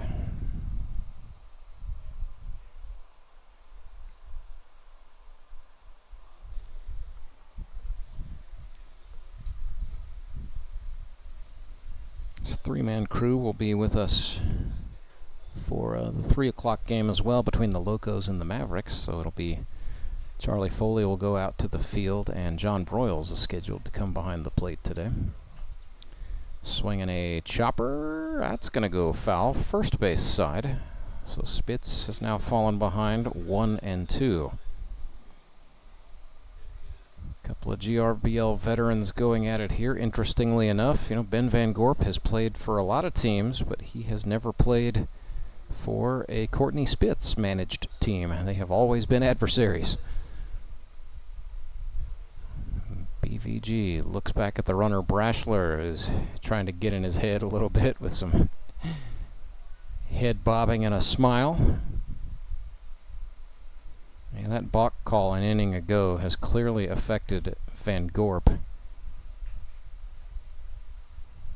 and his approach with a runner in scoring position. And Brashler, the veteran that he is trying to exploit it. Breaking ball. Spitz waited for it. It is grounded to short. Murphy fires across. That time a no-doubter to get the out and get the Metropolitans out of the inning, but not before the Nixa Suckers put another run across home plate. An infield single by Alan Butterfield, and then an RBI double down the right field line into the corner off the bat of Jared Brashler made it 3-0 for the Fish. Metropolitans will be looking to answer as we go to the 5th. I'm Nicole Cartmel with the Bank of Missouri. Whether you're looking to pay bills or make a big purchase, sometimes you need cash quickly to take that next step. A consumer loan might be a perfect option to help you live well, bank well. Sonia McClendon, one of our branch managers, is here to explain. Thank you, Nicole. We provide personal consumer loans for almost any purpose, from building your credit to financing that new car. We offer competitive rates, and decisions are made locally so we can get you the money that you need quickly. But what makes our consumer loans unique is that personal touch. For example, I recently worked with a customer to secure a loan for a horse trailer. He could have went elsewhere, but he chose to work with his bank because of that personal relationship that we've built with him. Being able to work with your personal banker that you know and trust makes a big difference. That's right, because we work with our customers to help them live well, bank well. Get started at bankofmissouri.com.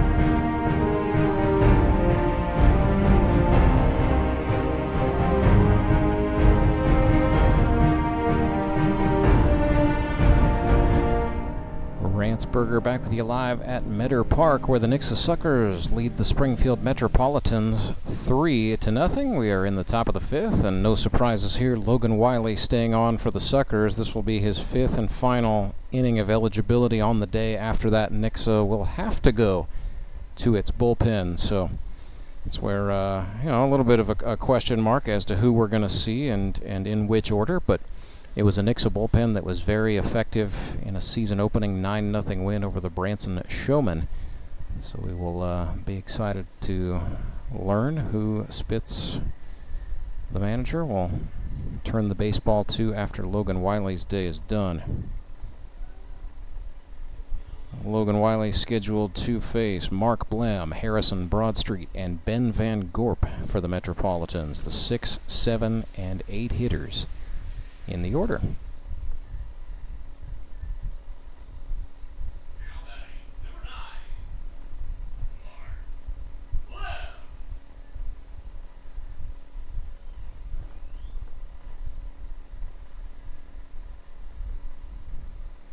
Nix's defense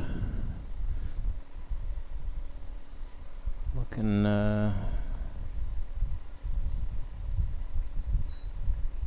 we have a new left fielder out there. That's Jamar Averyhart on for Michael Doman. Other than that, it's the same as it was an inning ago. It's Wade at third, Butterfield the shortstop, Winder at second, with Kennedy at first. Then Jamar Averyhart, Jared Brashler, and Seth Burns in the outfield. Down on strikes goes Mark Blem at the hands of an absolutely filthy Logan Wiley slider.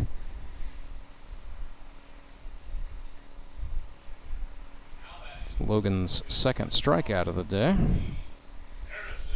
Batter's going to be Harrison Broadstreet.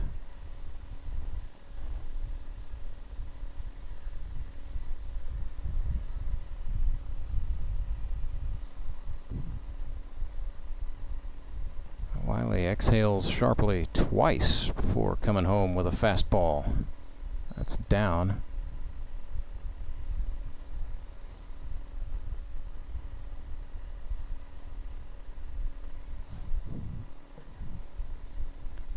One-0 pitch. And the stand-up comic Harrison Broadstreet looked at strike one. If you've never checked that out, Don't Tell Comedy is a series of shows Harrison Broadstreet is involved with from the promotional side here in Springfield, Missouri. Really interesting concept. They tell you a date, and so if you want to get tickets to the show, you get a little notification. You sign up. You agree to buy tickets. Usually, I think it's like $25. It's not bad, but you do not know who the comedians are, and you do not know what the venue is until it's about 24 hours to showtime. They give you a general idea, so if you want to go, you're going to see a comedy show in Springfield, and they will sometimes hint as to what part of the city it's going to be. So it's not like you're going to get sent, way out into the reaches of Greene County or something. But yeah, you get an idea as to where the show is, but you don't know the venue exactly, and you don't know who the comedians are until about 24 hours prior to the show. And then you go see it and have a great time with a whole bunch of brand new adventurous friends you just made. Broadstreet, no laughing matter there as he sends it in to left field. Averyhart dove, didn't come up with it. It's going to be a sliding double for Harrison Broadstreet. Notches his batting average in a positive direction to get going here in 2024. He is into scoring position straight away for the Metropolitans. They've got one out, and they've got BVG Ben Van Gorp batting. Struck out looking his first time up. 34 hits in the career of Ben Van Gorp.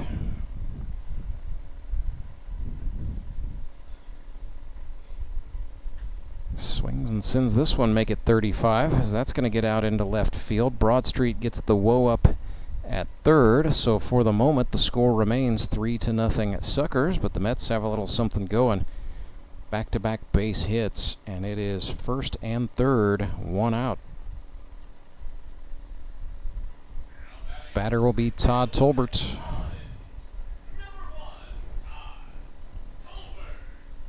Todd Father grounded to the pitcher first time up, resulting in a very nice bit of fielding on the part of Logan Wiley to get him.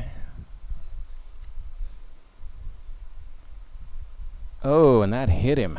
So Wiley hits Tolbert in the upper arm, and that loads him up with one out. Sticky situation here for Logan Wiley. Mets have had runners in scoring position a couple of times previously in this game. But this, the first time a runner has reached third base. It'll be a pinch hitter in this situation as well. This is Calvin Dreyer hitting in the 10 spot in lieu of Robert Fackrell. Calvin Dreyer 0 for 4 on the season. He had 8 hits with the Showmen a season ago, batting .333. So capable hitter here, Calvin Dreyer. Usually about 9 hits in 9 games sort of guy. This one is popped. Running over to get that is the second baseman, Winder. He makes the catch. Runners stay put. And that is a big out for Logan Wiley and the Suckers. Retiring Calvin Dreyer, putting 2 outs on the board. We've got a force out at any base, trying to preserve the box of donuts for Logan Wiley. 3-0 is the score. Dalton Winkler is the batter for the Mets. 1 for 2 on the day. 1 for 5 for the season. Wiley started him off with a fastball. Winkler swung and fouled it back. Like that kind of caught in a little bit, just right around where the logo of the bat is printed.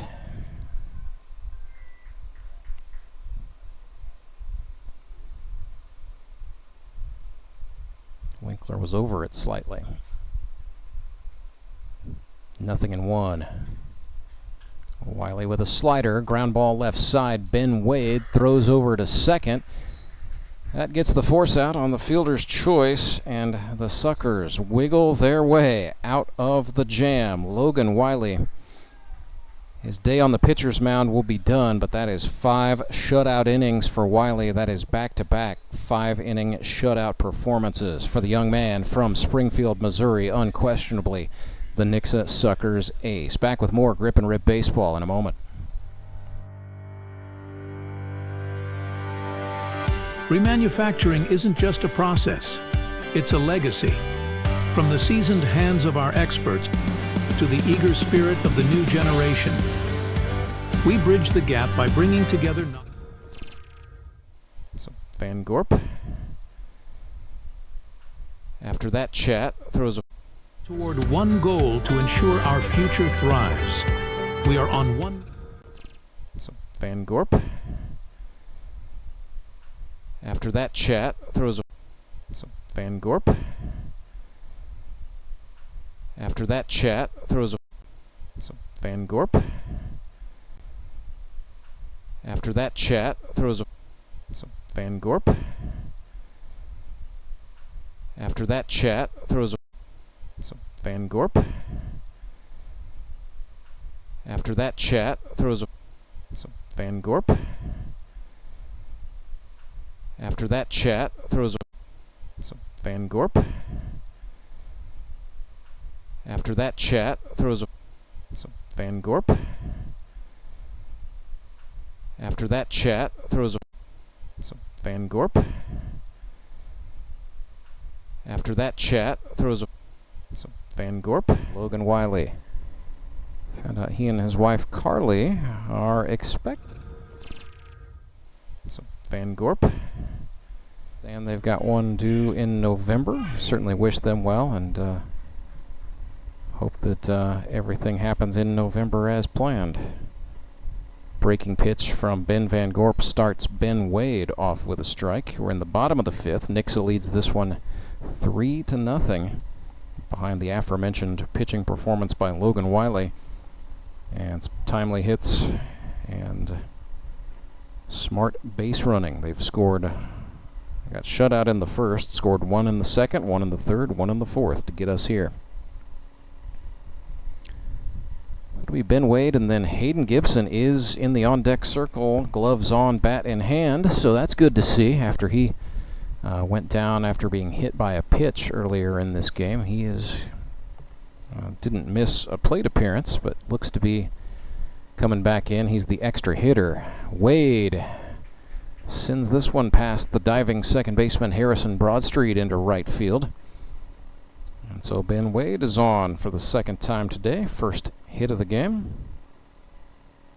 Now we'll see how Hayden Gibson is doing as he gets his second set of swings against Ben Van Gorp. Hit by a pitch last time. Struck out in the first inning against pitcher Cole Haselhorst, so 0 for 1 on the day is Gibson.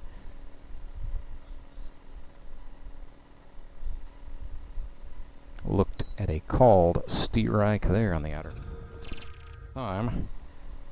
Struck out.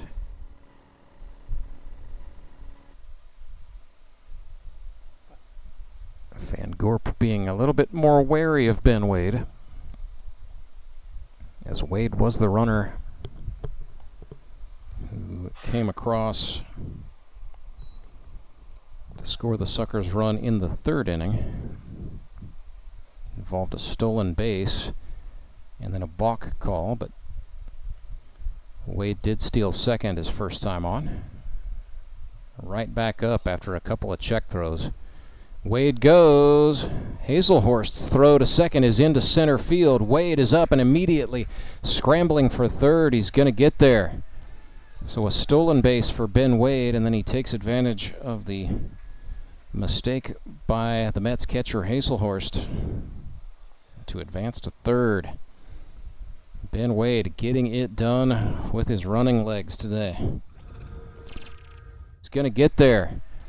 So a stolen base for Ben Wade, and then he takes advantage of the mistake by the slider down. And the count goes to 3-1. Nobody out for the Suckers with a 3-run lead. Breaking ball dipped into the zone for a strike. And we are full up. 3-2. Hayden Gibson out of William Penn. Put the wood to that one. It's in the air to left. Back and hauling it in on the run is Winkler. Ben Wade is going to tag up and score. It will officially go down as a sacked fly. 4-0 for the Suckers.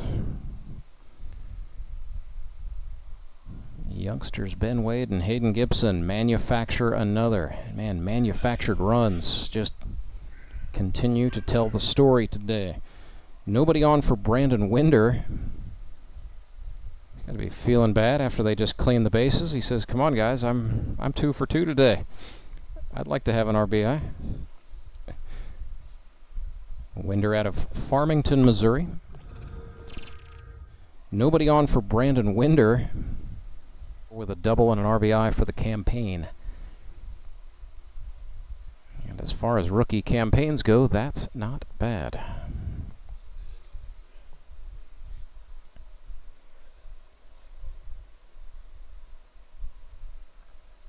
Van Gorp missed outside with a fastball.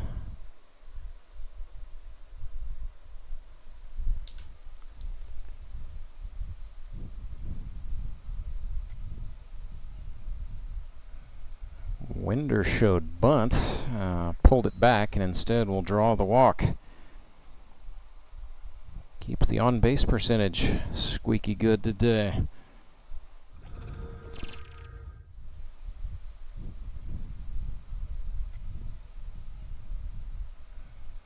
Winder showed bunt, pulled it back, and instead will draw the walk. Keeps the on-base percentage. Jamar Averyhart, originally from Griffith, Indiana, now calls Springfield, Missouri home. 0 for 1 with a walk this season. Had 5 hits in 2023 with Moon City. This is his 3rd year in the GRBL.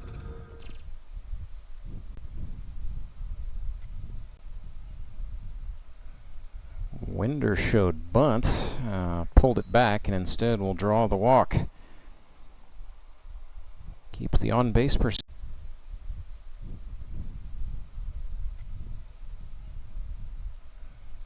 Winder showed bunt, pulled it back, and instead will draw the walk. Keeps the on-base percentage.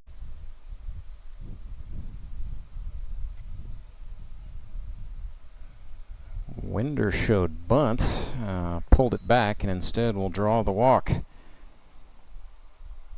Keeps the on-base percentage.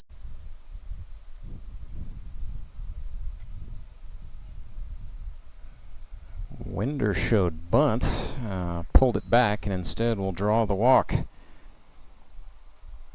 Keeps the on-base percentage.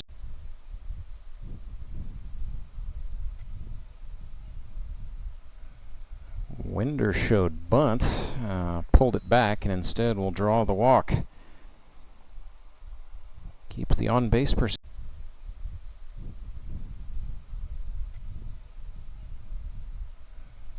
Winder showed bunt, pulled it back, and instead will draw the walk. Keeps the on-base percentage.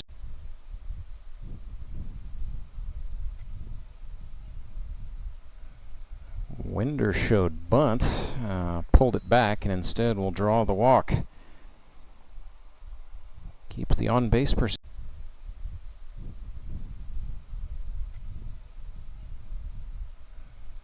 Winder showed 6th pitch of the plate appearance coming up here for Jamar Averyhart. Van Gorp tried another curveball that time, and that got him. Down on strikes he goes.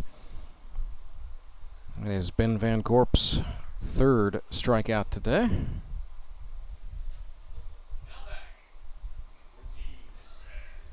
Two outs, 1 runner on first, and the batter is going to be Seth Burns for the Suckers. Seth watched a 4-seam fastball catch the outer half for a strike. 0-1.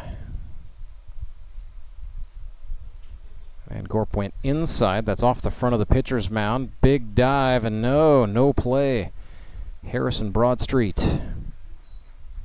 It's one of those where he was going to have to think about the exchange and the throw before he had the baseball. Did well to keep the ball on the infield. However, the flip to Clay Murphy was just not happening for him. You know, that ball off the bat of Burns sort of caught the front of the pitcher's mound, and that took just enough steam off of it. But it was going to be very trying for Broadstreet and Murphy to get the baseball and get that lead runner, Brandon Winder. Sets up first and second. Sets up Lance Kennedy with an opportunity with a man in scoring position. So Kennedy 0 for 2 on the season. Missed the Suckers' 9-0 season opening victory over the Showmen. So this is first real game action of 24. Swung on and chased a curveball inside there. Van Gorp really dialing down the velocity, but dialing up the movement. Slider for a ball. BVG wanted that one, didn't get it. It's 1-2. Nice eyes from the hard-hitting Lance Kennedy. Van Gorp's pitch went back to the curve, and BVG struck him out. Should be inning over. Yes, it is. So we head to the 6th. Nixa Suckers are going to have to make a pitching change. We'll tell you about it right after this. Suckers lead 4-0. I'm Nicole Cartmel with the Bank of Missouri. The risk of losing your hard-earned money to scams is real, especially the scammers sending out fake communications. And that's why we're talking to our Director of Fraud Mitigation, Corey Gerstenschlager. He's got some good practices to help keep your money safe. Thank you, Nicole. Yes, often we're seeing that people are being contacted by scammers through text message, phone calls, or emails, posing as legitimate companies or even your bank, trying to persuade you into providing sensitive information like passwords and things of that nature, sometimes even asking you to send them money. If you receive any kind of communication like this and you didn't ask for it, that's a good red flag that it isn't legitimate.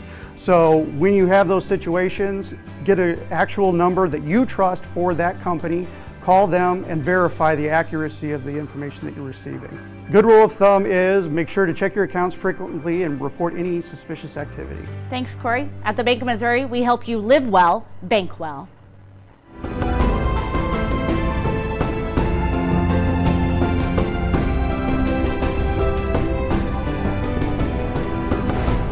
Right-hander out of Harrisonville, Missouri, Mason Davis comes on in relief for the Nixa Suckers. It's the first of at least 2 Henry's Towing pitching changes the Fish are going to have to make today. So Mason Davis from Harrisonville had a brief stint at Hannibal LaGrange College, but moved to Springfield, and it's the first of at least 2 Henry's Towing pitching changes the Fish are going to have to make today. Sponsored by DSG Hotsy Pressure Washing Equipment. Had a very good debut for Nixa a week ago. 2 innings against the Showmen, allowing no runs, no hits, no strikeouts, no walks, and 1 hit batsman. Got a funky sidearm delivery, and when you put him out there after the hard-throwing Logan Wiley has gone, it just looks all the more deceptive, and his stuff seems to have even more movement than it actually does. So interesting to see the Suckers stay with the pitching strategy that they used in the opener, at least for the moment. Mason Davis faces Clay Murphy, who swings over the top, grounds this one to the third baseman. Wade's throw over to Kennedy is money for the first out. So 1 away in the top of the 6th. Suckers lead 4-0. They have scored 1 run in the 2nd, 3rd, 4th, and the 5th.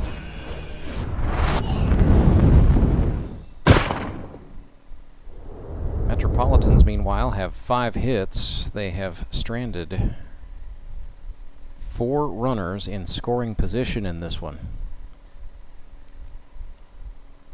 That LOB, left on base, might just be the stat that tells the tale when this game is done. Davis got Harrison Waters to swing over the top of a little sinker. And Harrison was definitely trying to tie the game in a single swing there. Somebody's got to break it to him. You only get to take 1 lap around the bases if you hit it out of here. Waters is under that one. Could be tricky for Butterfield, but he's able to settle under it and make the catch for the 2nd out.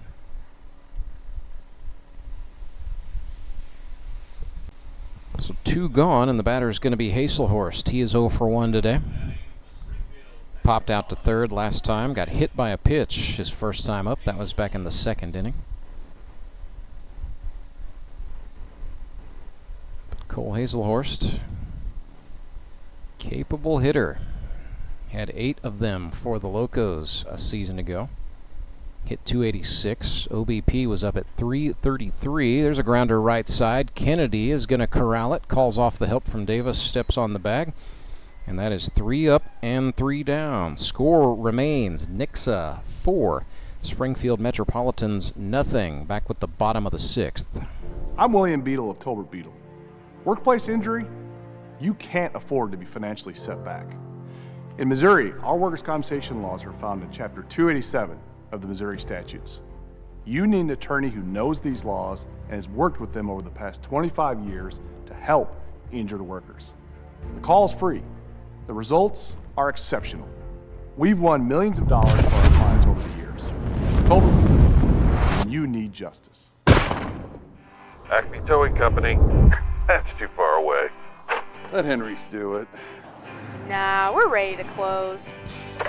Let Henry's do it. Henry's is ready to take your call right now. From compacts to semis, Henry is here to help 24/7. Save yourself the hassle and make us your first call. Henry's gets there fast, offering multiple locations to serve the Ozarks. When you're stuck on the side of the road, make the right call. Let Henry do it.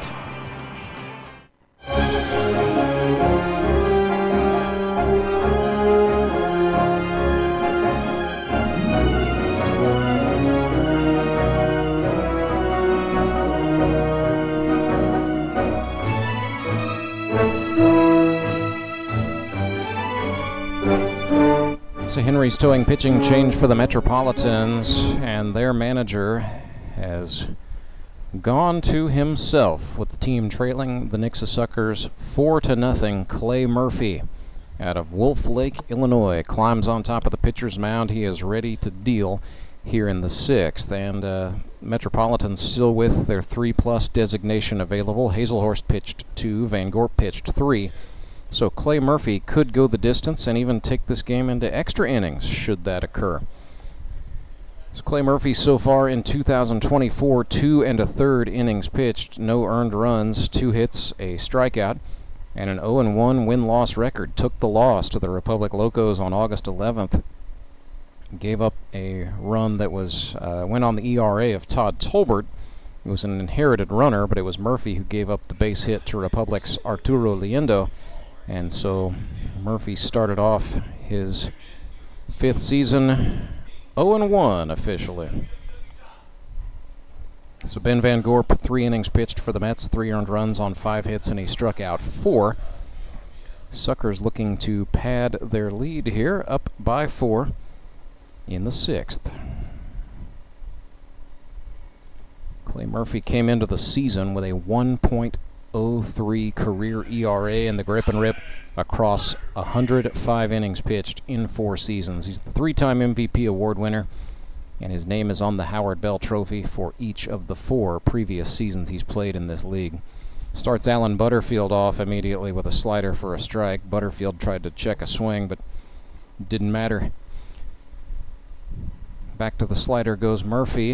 Back to the strike call goes the plate umpire Charlie Foley. And Clay Murphy wasting no time, attacking the rookie Alan Butterfield. The 0-2.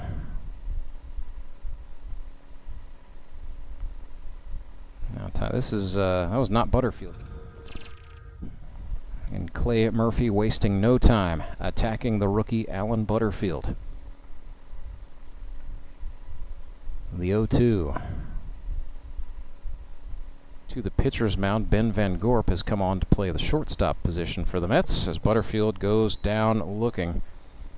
That front door slider just as lethal now as it was when Murphy broke in 2020.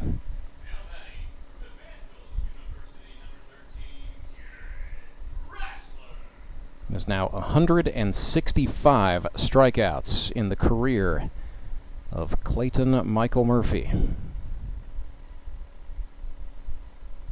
Just only a couple of pitchers in the history of this league have accumulated more. One of them just retired at the end of the 2023 season. That's Andy Galley. One of them still active. That's Skylar Henson, the expected starter for the Ozark Mountain Ducks tonight on Baseball Night in the Ozarks, with 197 for his career.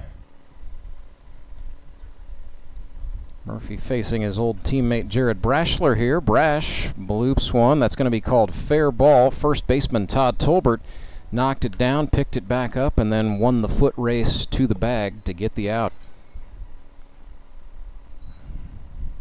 The old unassisted put out by the first baseman, the Todd father. Gets Brashler. Batter's going to be Courtney Spitz for the Suckers, number 3 hitter. Spitz 0 for 3 today. A little bit uncharacteristic. Grounded out a couple times, struck out in the 3rd.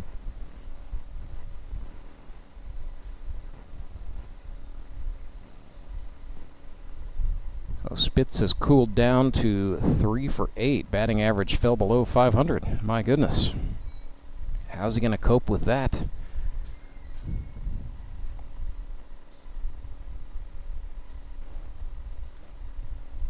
One fastball. Swung on, missed. Spitz flips the baseball bat in frustration.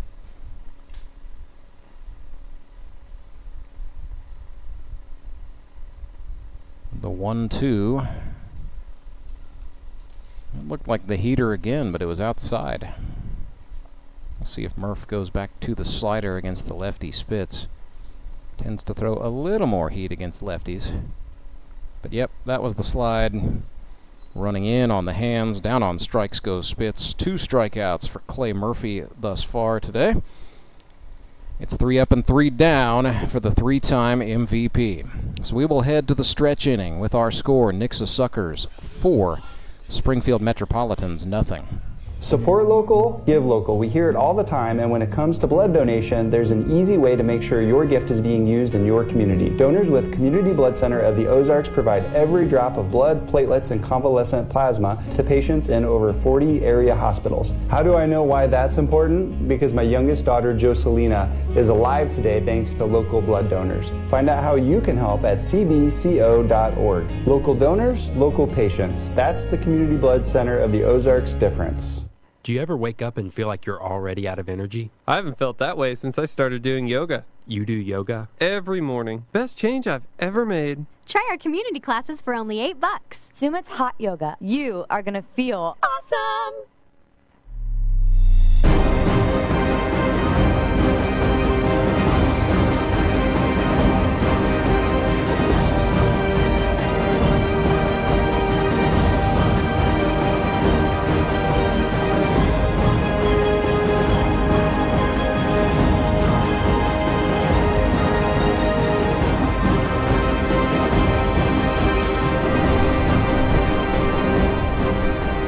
Henry's towing pitching change for the Nixa Suckers as right-hander Ethan Paskey has come on in relief of Mason Davis. So this is a little bit of a shakeup as Davis threw a perfect inning, 3 up, 3 down. Metropolitans unable to get anything off of the infield on Davis, but nonetheless, another reliever. Maybe this was just in the script. I do not know. Ethan Paskey coming on. So Paskey pitched 1 inning of relief against Branson a week ago in the win. Not a save situation. But 1 inning, no runs, no hits, 1 strikeout, no walks. Limited sample size there. So Ethan sponsored by Heartland Business Systems. He is from Springfield, Missouri, went to Glendale High School, went to Missouri Southern State, had a cup of coffee with the baseball team there in 2020, ended up leaving Joplin, coming back home, and finishing out his college days on the academic track at Missouri State. Was a very good high school pitcher. Matter of fact, the Ozark Conference Pitcher of the Year as a senior, going 6-0, 45 strikeouts and a 1.17 ERA. As a junior, similar story, 8-1 with 62 strikeouts and a 1.88 ERA for the Glendale Falcons. All district, all state, all conference, all everything kind of guy there. College baseball career, very short, pitched a total of just 2 innings for the Missouri Southern Lions. So for Ethan Paskey, a guy who has settled on and has got his professional career on track with Heartland Business Systems, here's the chance to get the baseball career back on track and do it in the hometown. You'll love to see that. Tough assignment here as Paskey will have to face Zach Young, Mark Blim, and Harrison Brodsky, veterans of the GRBL, all of them, and dangerous hitters, all of them as well. Zach Young today 1 for 2. Singled out to left field off of Wiley in the second.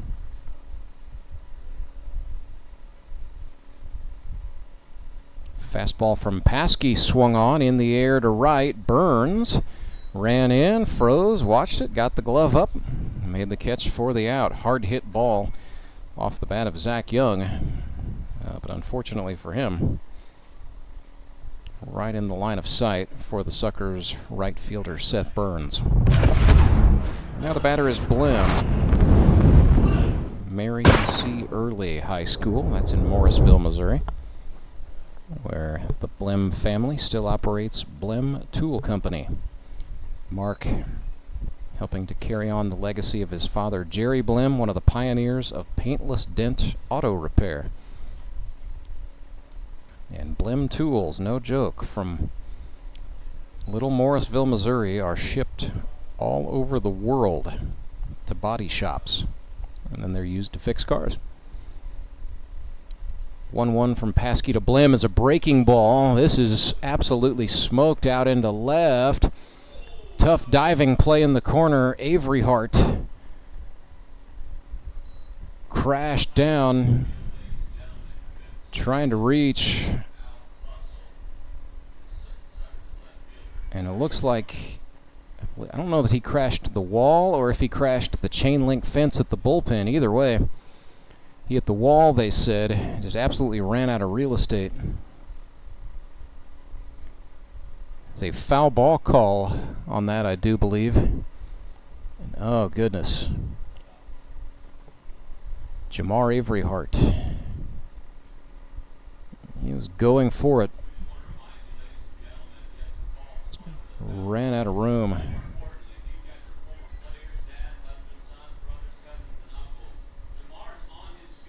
And Jamar is up. Goodness sakes. It just shows you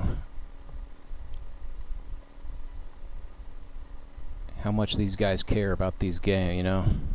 You could look at the situation and say, 4-0 ball game, ball was probably going to be foul. Why did he try to make the play he tried to make?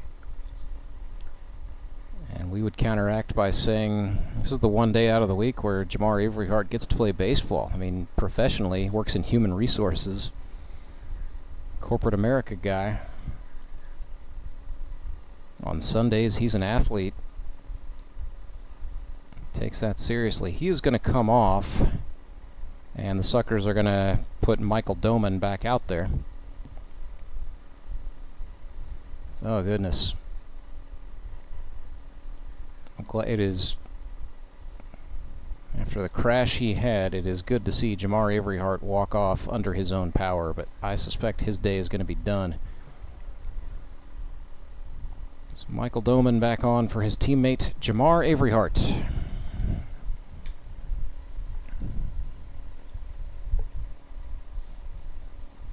This game nearing the 2-hour mark. It's an hour 57 old.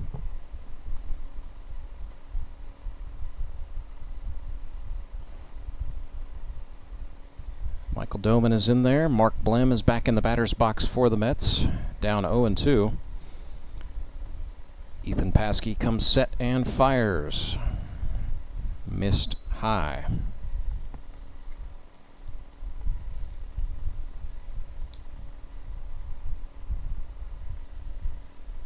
Breaking ball that time. Blim turned on it. That is tailing down, foul again down the left field line.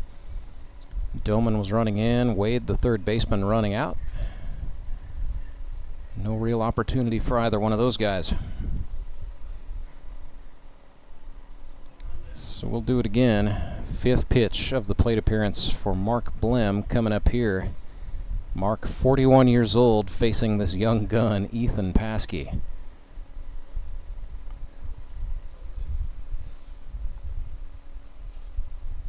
Two. Got him on strikes. So Ethan Paskey strikes out Mark Blim. Batter coming up for the Mets is going to be Harrison Broadstreet. out of Hannibal LaGrange. He is originally from Springfield, Missouri, went to Central High School. I do believe here in 2024 he is the only Central Bulldog in the league. So we do have guys from all 5 of Springfield's public high schools represented out here. That was a little flare. That's handled by Brandon Winder, the rookie, to get the out. A little bit of excitement there. Certainly hope the best for Nixa outfielder Jamar Avery Hart. It's 3 up, 3 down for Ethan Paskey. And it is 7th inning stretch time here in the Grip and Rip Baseball League. The 7th inning stretch sponsored by Sumit's Hot Yoga. You are going to feel awesome. I need a change. My workouts are too boring. Oh, I've got an amazing workout for you. Hot yoga. I've lost weight and I'm more flexible. Try our community classes for only $8. Sumit's Hot Yoga. You are going to feel awesome. I'm Nicole Cartmel with the Bank of Missouri. If you're in the market for a new home, you're probably spending a lot of time looking at real estate listings. But there's one main thing you need to do to narrow down your search. Get pre-qualified for a home loan. Mortgage loan officer Shannon Meissner is here. How does this help you to live well, bank well? Getting pre-qualified for a mortgage loan is definitely your first step. Pre-qualification allows you to determine early on how much money you can borrow to purchase a home in connection with your monthly budget. This way you know what homes to be watching the market for. We have lots of different loan options to fit everyone's unique needs. This way we can help you accomplish your homeownership dreams and goals. And the best part about pre-qualification is there's no cost. It's quick, easy, and it makes you a smart buyer. Thanks, Shannon. And of course, our mortgage loan officers like you are here to help you every step of the way. At the Bank of Missouri, we help you live well, bank well. The Bank of Missouri is an equal housing lender.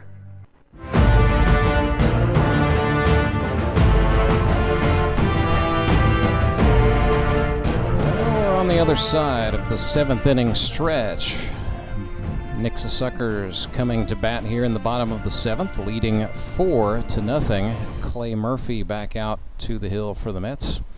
No real surprises there. It'll be Ben Wade, Hayden Gibson, and Brandon Winder for the Fish. With a 4-run cushion, Murphy starts Ben Wade with a front door slider for a called strike. Wade today, 1 for 2. A single, a walk, a strikeout. Lifts this one in the air. That's going to get off the playing surface. Stays in the ballpark, but well out of play foul. Remind you, coming up today at 3 o'clock, we'll start a new stream for it, so hang around. Make sure you've subscribed to the GRBL channel for the Moon City Mavericks and the Republic Locos at 3. Oh goodness, Van Gorp came up with the baseball, then lost the baseball. I believe the score went E6 on that, but nonetheless, Ben Wade is aboard 3rd time today. He has 2 stolen bases. I suspect he's going to go for the hat trick here, with Hayden Gibson up for the Suckers.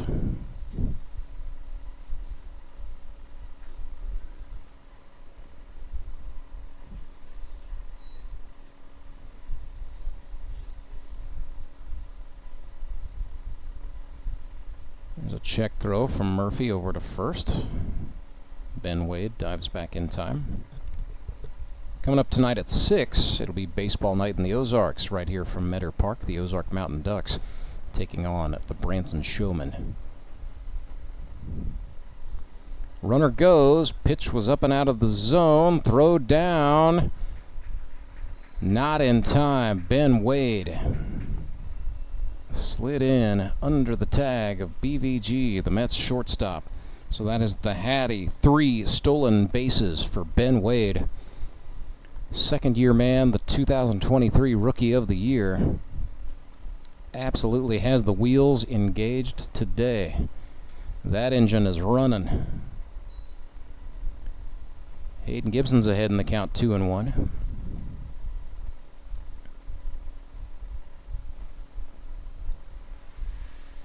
Murphy double-checked Wade there, and then threw a slider for a strike to Gibson to even the count 2-2.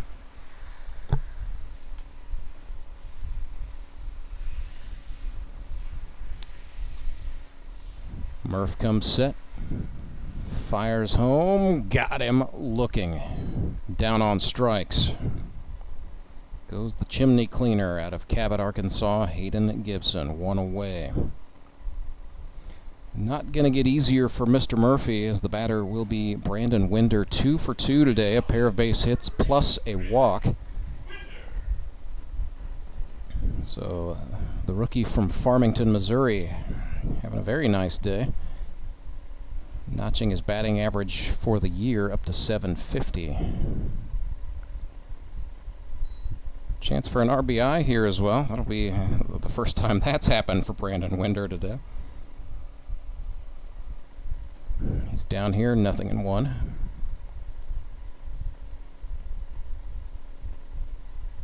Another breaking pitch from Clay Murphy. That dipped into the zone for a strike. Winder shaking his head. Yes, Clay Murphy. There's just sort of a different brand of filth to his breaking ball. And if you've not seen it before, it would almost make you think the umpire's out to get you. 0-2. That looked like the heater. Murphy off the mound to field that one cleanly. Winder retired for the first time today, but Ben Wade does motor up and advance on the throw. So he's on third with 2 gone, and the batter will be Michael Doman.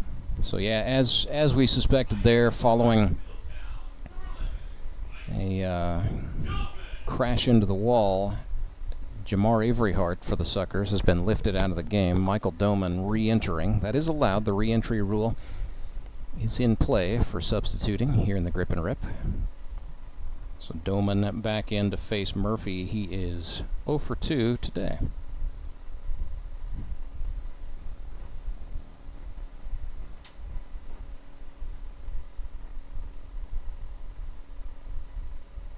Runner on third is Wade. Doman would do well just to try to get it into play here. Give himself a chance and give the speedy Ben Wade opportunity to get to home plate. Murphy pitching a little more carefully to Doman with a runner on third. There's a slider for a strike. Count goes to 2-1. Seeing fans starting to file in for Mavericks Locos. That one coming up at 3 o'clock. Doman looked at a strike. Thought about a check swing, but didn't really matter. That was right over home plate. Well, Deuce is wild. 2-2 with 2 outs. Back to that loopier curveball goes Clay Murphy, and the count is full. He missed inside. Clay Murphy, the insurance adjuster, pitching to Michael Doman. It was a sales rep. Doman fouled off that slider back to the wall. So he'll get another 3-2 pitch.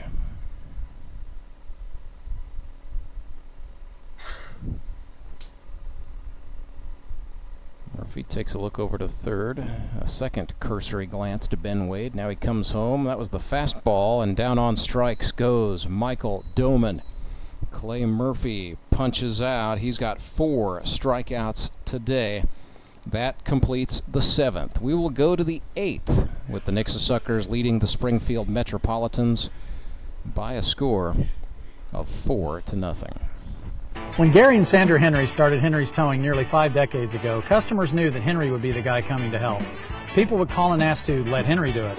And as Springfield has grown, our family has grown as well, so there's always someone around to come help you out. Everyone at Henry's is a member of the family, fully trained and as dependable as the original. With a family this size, help is always right around the corner. So if you find yourself in need of roadside assistance, remember to call the name you've grown to know and trust. Remember to let Henry do it! Do you ever wake up and feel like you're already out of energy? I haven't felt that way since I started doing yoga. You do yoga? Every morning. Best change I've ever made. Try our community classes for only $8. Sumit's hot yoga. You are going to feel awesome!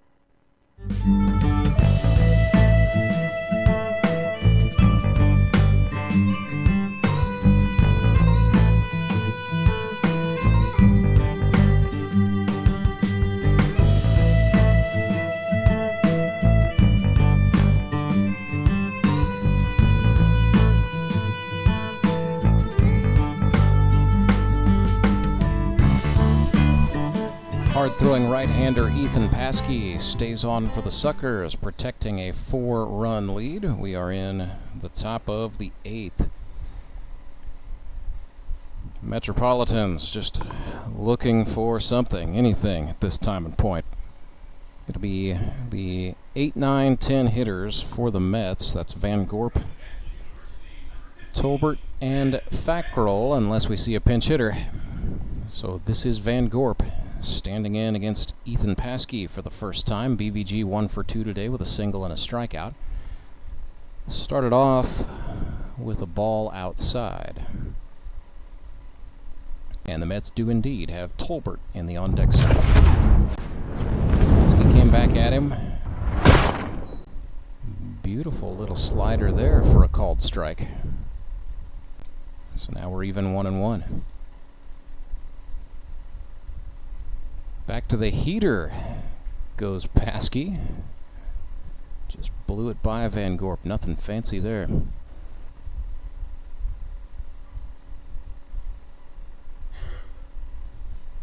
The 1-2 swung on and missed. Second strikeout of the day for Ethan Paskey is Ben Van Gorp. 1 down in the top of the 8th, and it brings up the Toddfather. Well, he got hit by a pitch his last time up. That was against the Suckers ace, Logan Wiley.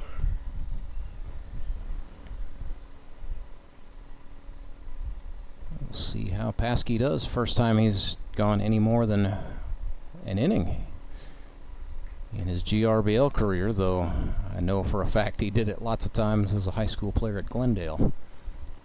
He's ahead of the Toddfather here. Well, make it even, 1-1. It's Tolbert going against a kid literally half his age. 1-1 pitch, ran way in. Tolbert ducked out of the way. Didn't touch him. So he'll stay in. It's 2-1.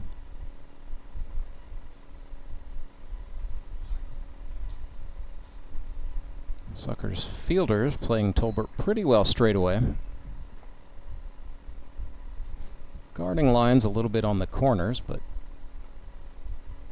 middle infield and the outfielders pretty much straight up.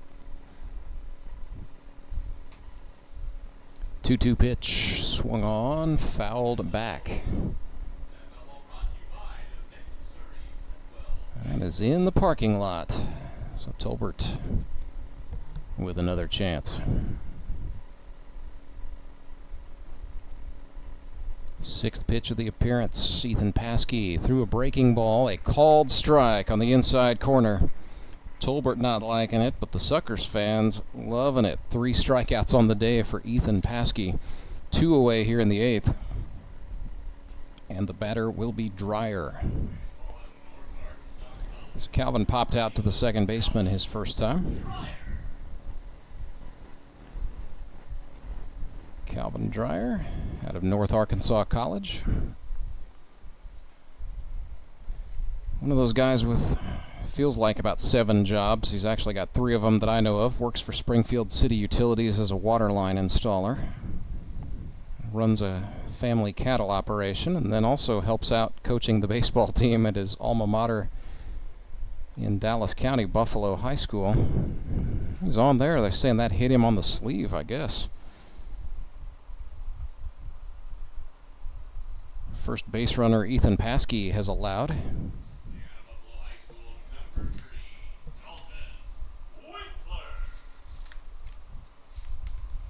And That is, actually, that's the first base runner Ethan Paskey has allowed, period, in his GRBL career. Comes by way of the hit batsman. Batter is Dalton Winkler, looks at a called strike. Winkler 1 for 3 on the day, singled in the 4th. With the Mets trailing 4-0, 2 outs in the 8th. Sort of got to get into that get on by any means necessary mode. Now a warning, looked like a warning issued to the Metropolitans dugout. My word, when it's your day, it's your day.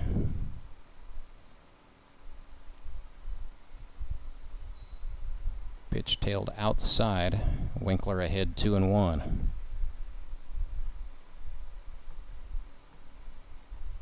Paskey sets from just below his chin, brings home the breaking ball.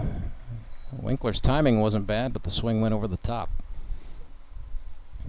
So deuce is wild. 2 balls, 2 strikes, 2 outs. Ethan Paskey fires the heat. Winkler down on strikes. So Ethan Paskey gave up a runner by way of the hit by pitch, but other than that, he has got 4 strikeouts as we head to the bottom of the 8th. It is Grip and Rip baseball. Nixa Suckers lead the Springfield Metropolitans 4-0. I'm Nicole Cartmel with the Bank of Missouri. If you're in the market for a new home, you're probably spending a lot of time looking at real estate listings. But there's one main thing you need to do to narrow down your search.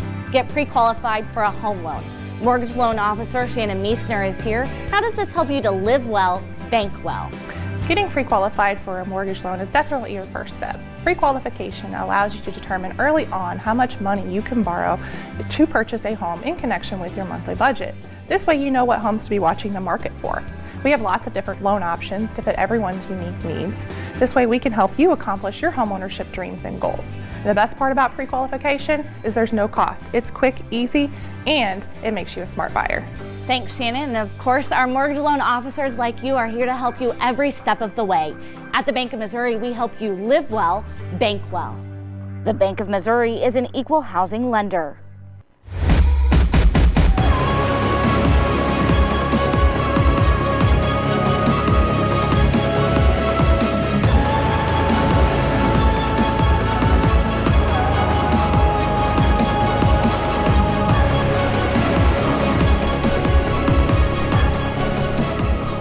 At least one substitution being made for the Metropolitans by necessity rather than convenience, as the umpire, Charlie Foley, I do believe, just ejected Mets left fielder Dalton Winkler at the end of the top of the 8th.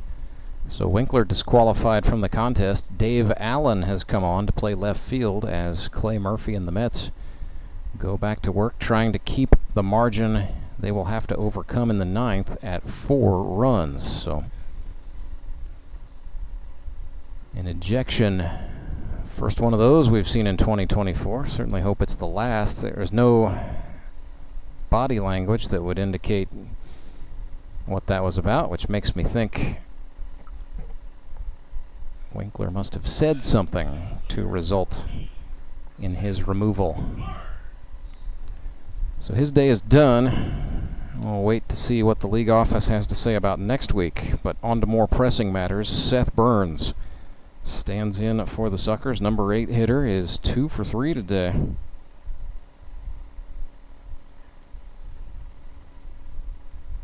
Swung on and missed at a Clay Murphy slider.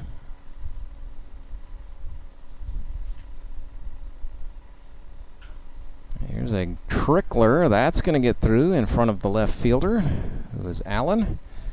So Seth Burns, look out, 3 for 4 on the day. 3 singles. Suckers lead 4-0, and Burns going to ask his friend Lance Kennedy to add to it here.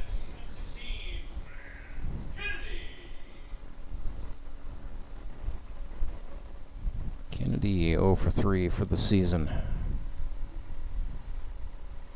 Fastball, no. Oh, that was a slider, first of all. Apologies there, but it was also ball one. I had that part right.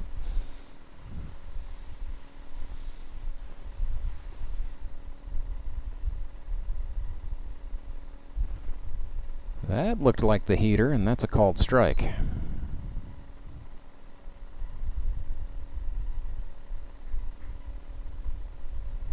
One. Murphy came back in on the hands. Kennedy tried to fight it off with an inside-out swing. Fouled it back to the screen. That's one, yeah, his hands are tingling a little bit right now. Ball and 2 strikes. We'll see if they try to come in again. They do, but a little too high and a little too tight. On a pitch that just never really broke. So that evens it up 2-2.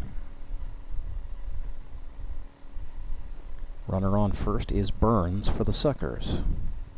2-2 to Kennedy is a called strike on the outer half, and down he goes. That is now 5 strikeouts in this game for Clay Murphy.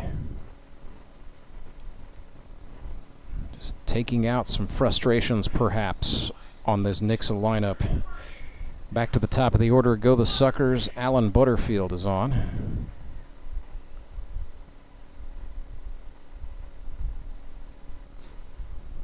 Clay Murphy with 169 strikeouts for the career. Got a ways to go to catch Andy Galley and Skylar Henson. But with the pace he's on, you gotta believe it could be possible by the end of 2024. I certainly think he'll be in the fight in 25. He's fallen behind Alan Butterfield 2-0. Allen 1 for 3 today with a single and a walk.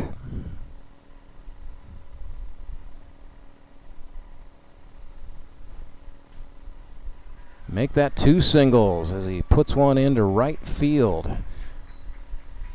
Alan Butterfield. That was a slider on the inner half. And he did a nice job, first of all, to find contact with the barrel of the bat, but second of all, to drive it with enough oomph to get through. Fish are frying again. First and third, 1 out, and the batter is Brashler. Quick chat on the pitcher's mound. The catcher, Cole Haselhorst, I believe, the one who initiated that. Would have to be, since Clay Murphy is the manager for the Mets. He can't very well call a mound visit with himself.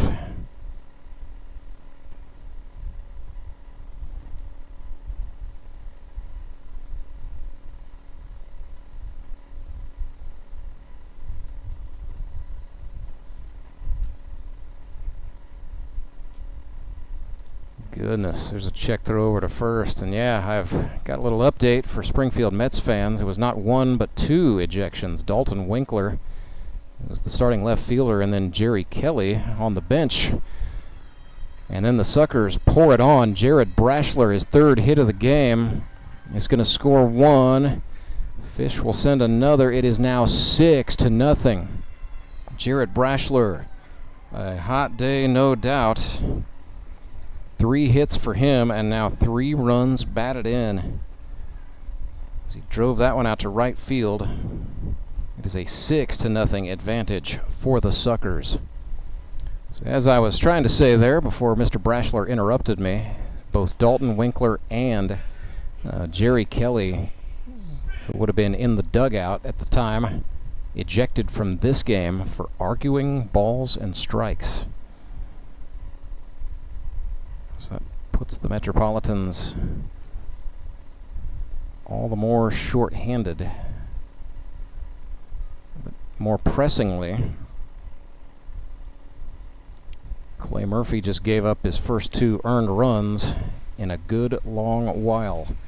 Courtney Spitz puts this one in the air to center field. Waters goes back. He will not get there. It's going to be extra bases for Spitz. If that one trickles to the wall, he's thinking about 3. Brashler scores. RBI triple for the catcher, Courtney Spitz. And like I said earlier, when it's your day, it's your day. The Nixa Suckers continue just firing on all cylinders. Won the first game of the season 9-0, leading this one 7-0 in the 8th. And the also dangerous Ben Wade bats here.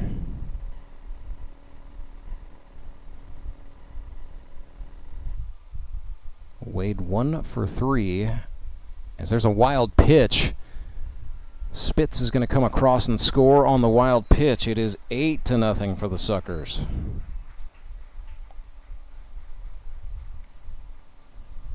I would have to go way back and look game by game, but I don't think Clay Murphy has ever given up 4 earned runs in an inning, let alone 4 earned in a game in his entire grip and rip career. Speaks to the magnitude of the offensive prowess the Nixa Suckers are showing today. The 1-0 to Wade.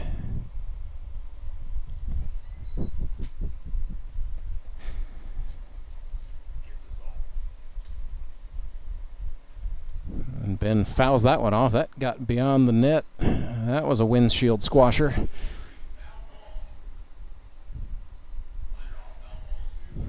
He's now in a 1-2 count. Clay went to something off speed. This is flared. That's going to bloop down for a base hit to right.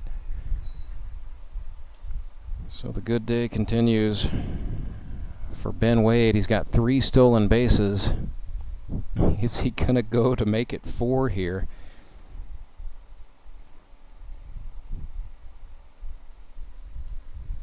Well, leading 8-0. Might think about staying put, but might not. Still just 1 gone here in the top of the 8th. And this is not Hayden Gibson, but Ethan Paskey. So Paskey, the pitcher, inserting into the lineup here, and so this is effectively replacing the designated hitter with a position player. Convoluted but clean bit of substituting here on the part of Nixa manager Courtney Spitz. Paskey looked at a called strike 1.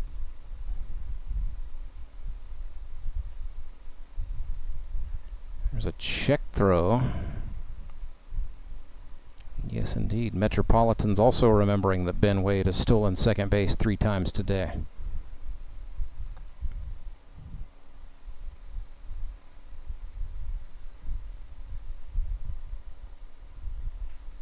Swing and a slow roller to second. Broadstreet flips from the glove over to the Todd Father. Nice play for the second out.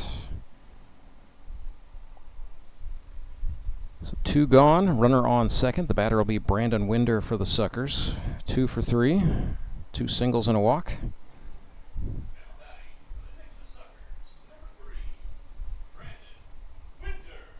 Second time today for Winder to bat with a man in scoring position.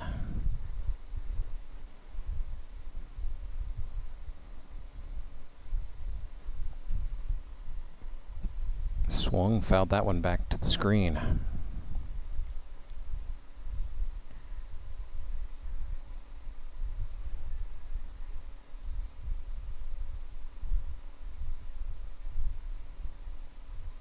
Nothing in 1. Slightly open right-handed stance for Winder. Wade takes off for third. Haselhorst throws down, but Ben Wade has just stolen his 4th base of the day.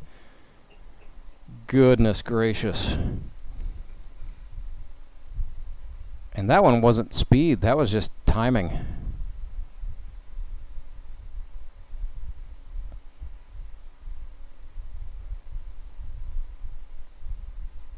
One to Winder is a breaking ball, swung on, grounded into play. Clay Murphy off the mound to get it. Shovels it to Tolbert, who hangs on for the out. Good grief. Well, it was 1-1-1-1. Then the Suckers' bats went quiet, and then they exploded in the 8th. 4 runs go on the board. Hits from Seth Burns, Alan Butterfield, Jared Brashler, Courtney Spitz, and Ben Wade, all helping to stretch the advantage out to 8-0. We go to the 9th. It is Grip and Rip Baseball, live and free all day long on our YouTube channel. I'm William Beadle of Tolbert Beadle. Why would you call anyone else after a car accident? Tolbert Beadle has been right here in Missouri for decades. We know the local courts, and we know how to fight. You don't pay us a penny unless we win money for you. And we're not satisfied until we secure the largest settlement possible. With millions of dollars recovered, you know who to call. Tolbert Beadle, when you need justice.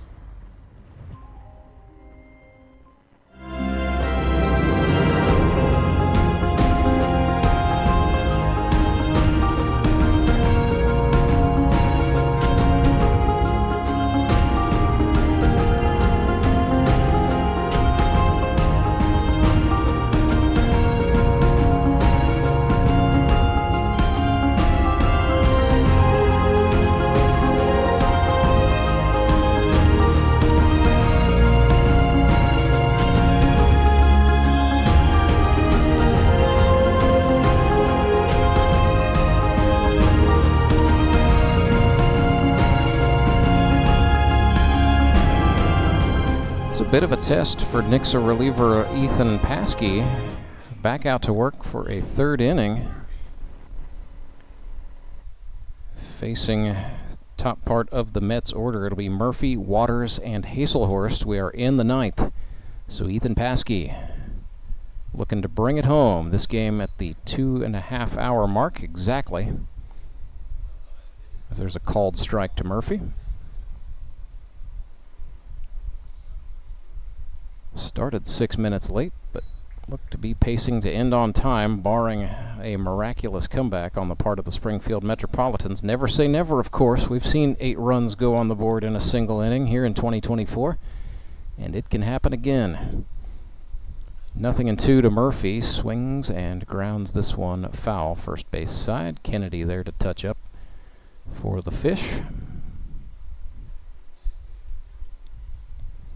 So we'll do another 0-2.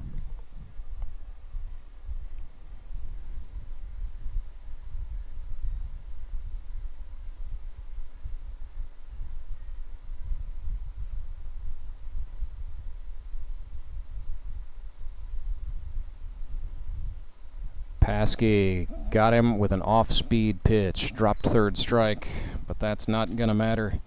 That is now 5 strikeouts for Ethan Paskey. Top of the 9th, 1 out, and the batter will be Harrison Waters for the Mets. Dirty Harry, uncharacteristically 0 for 3 today.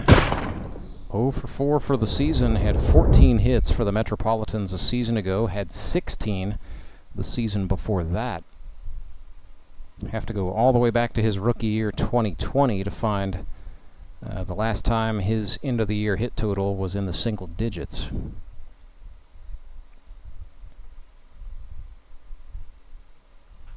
Fastball lined right at Ben Wade, who hauled it in.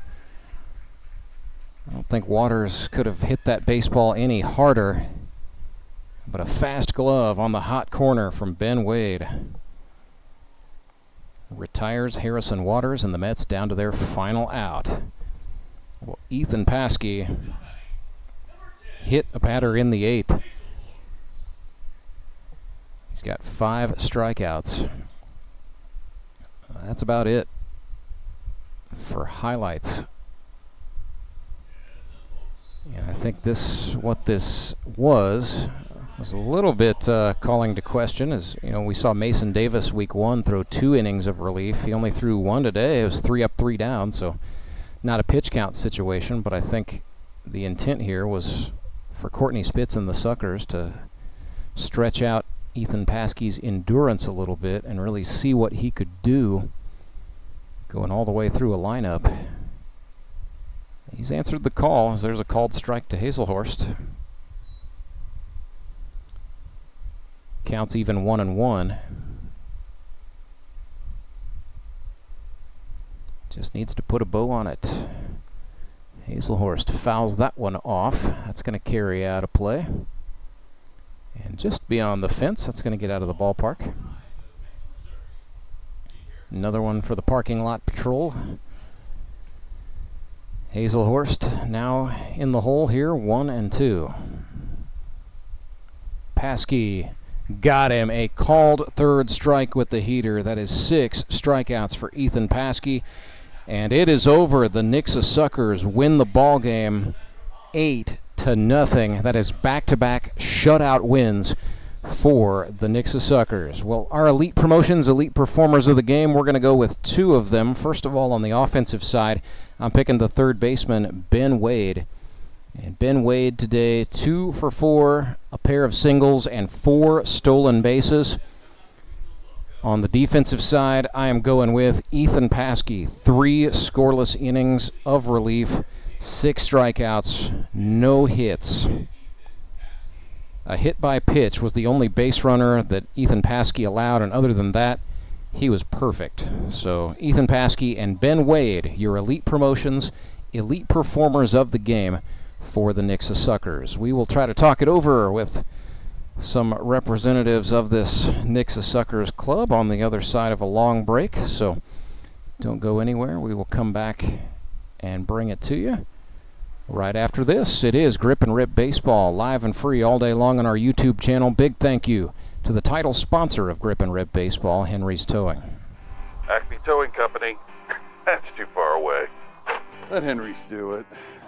Nah, we're ready to close.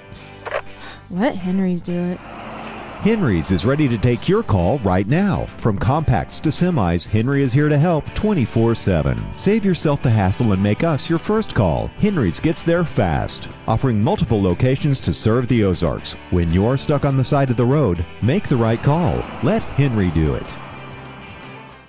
I need a change. My workouts are too boring. Oh, I've got an amazing workout for you. Hot yoga. I've lost weight and I'm more flexible. Try our community classes for only $8. Sumit's hot yoga. You are going to feel awesome.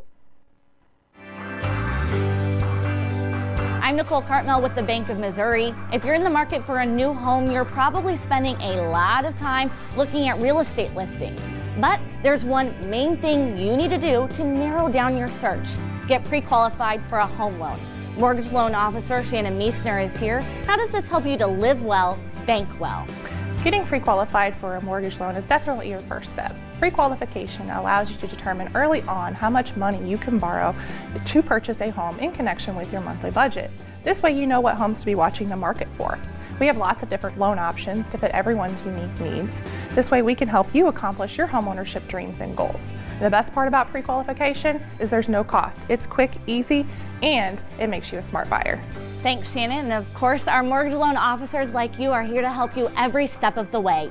At the Bank of Missouri, we help you live well, bank well. The Bank of Missouri is an equal housing lender. I'm William Beadle from Tolbert Beadle.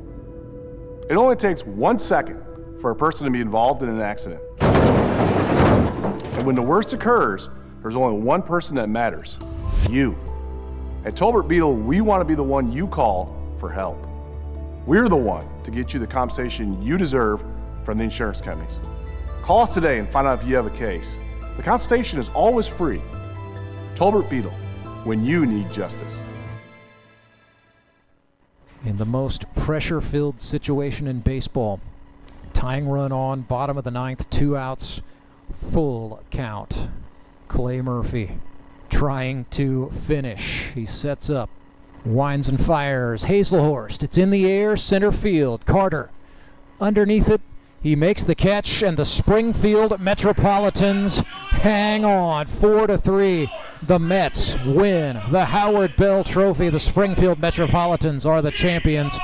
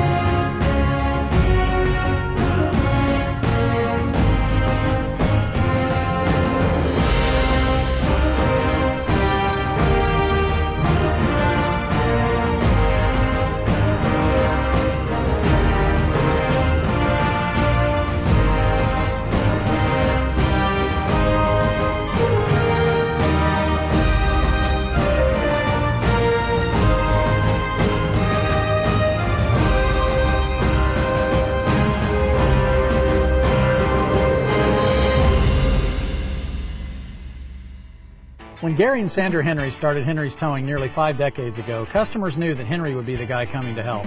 People would call and ask to let Henry do it. And as Springfield has grown, our family has grown as well, so there's always someone around to come help you out.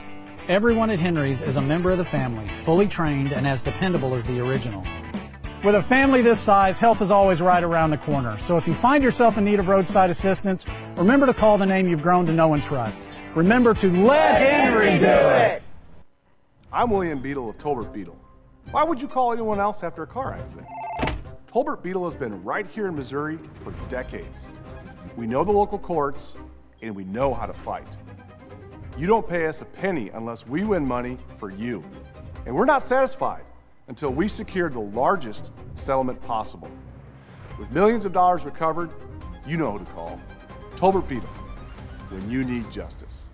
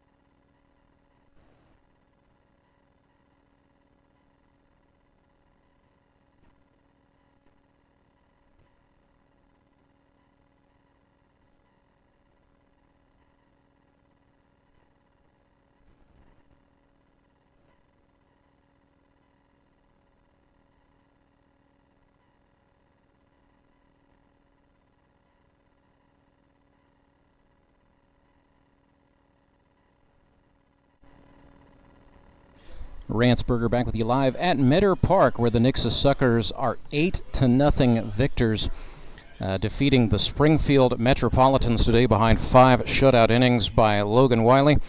Mason Davis came on in the 6th, 3 up, 3 down, and then 3 shutout innings from Ethan Paskey. Pleased to be joined by the Nixa Suckers manager and catcher Courtney Spitz.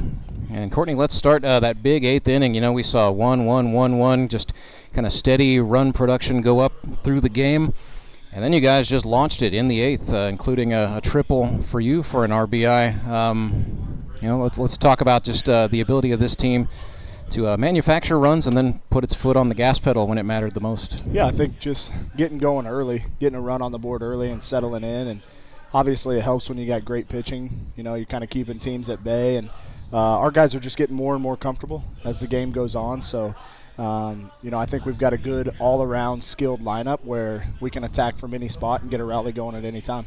Yeah, you had multi-hit games from a couple of your veterans in Jared Brashler and Seth Burns. Brandon Winder continues to shine, and then we'll talk about him here in a second. But Ben Wade, a couple of hits and 4 stolen bases. You just was that your decision, or is he just out there running all his own? No, man, Ben's one of the better athletes in this league. He's really, really good. He can run. He's strong. He can hit for pop and hit for average too. So when Ben's out there, we give him green light, you know, and so he just goes when he can get it.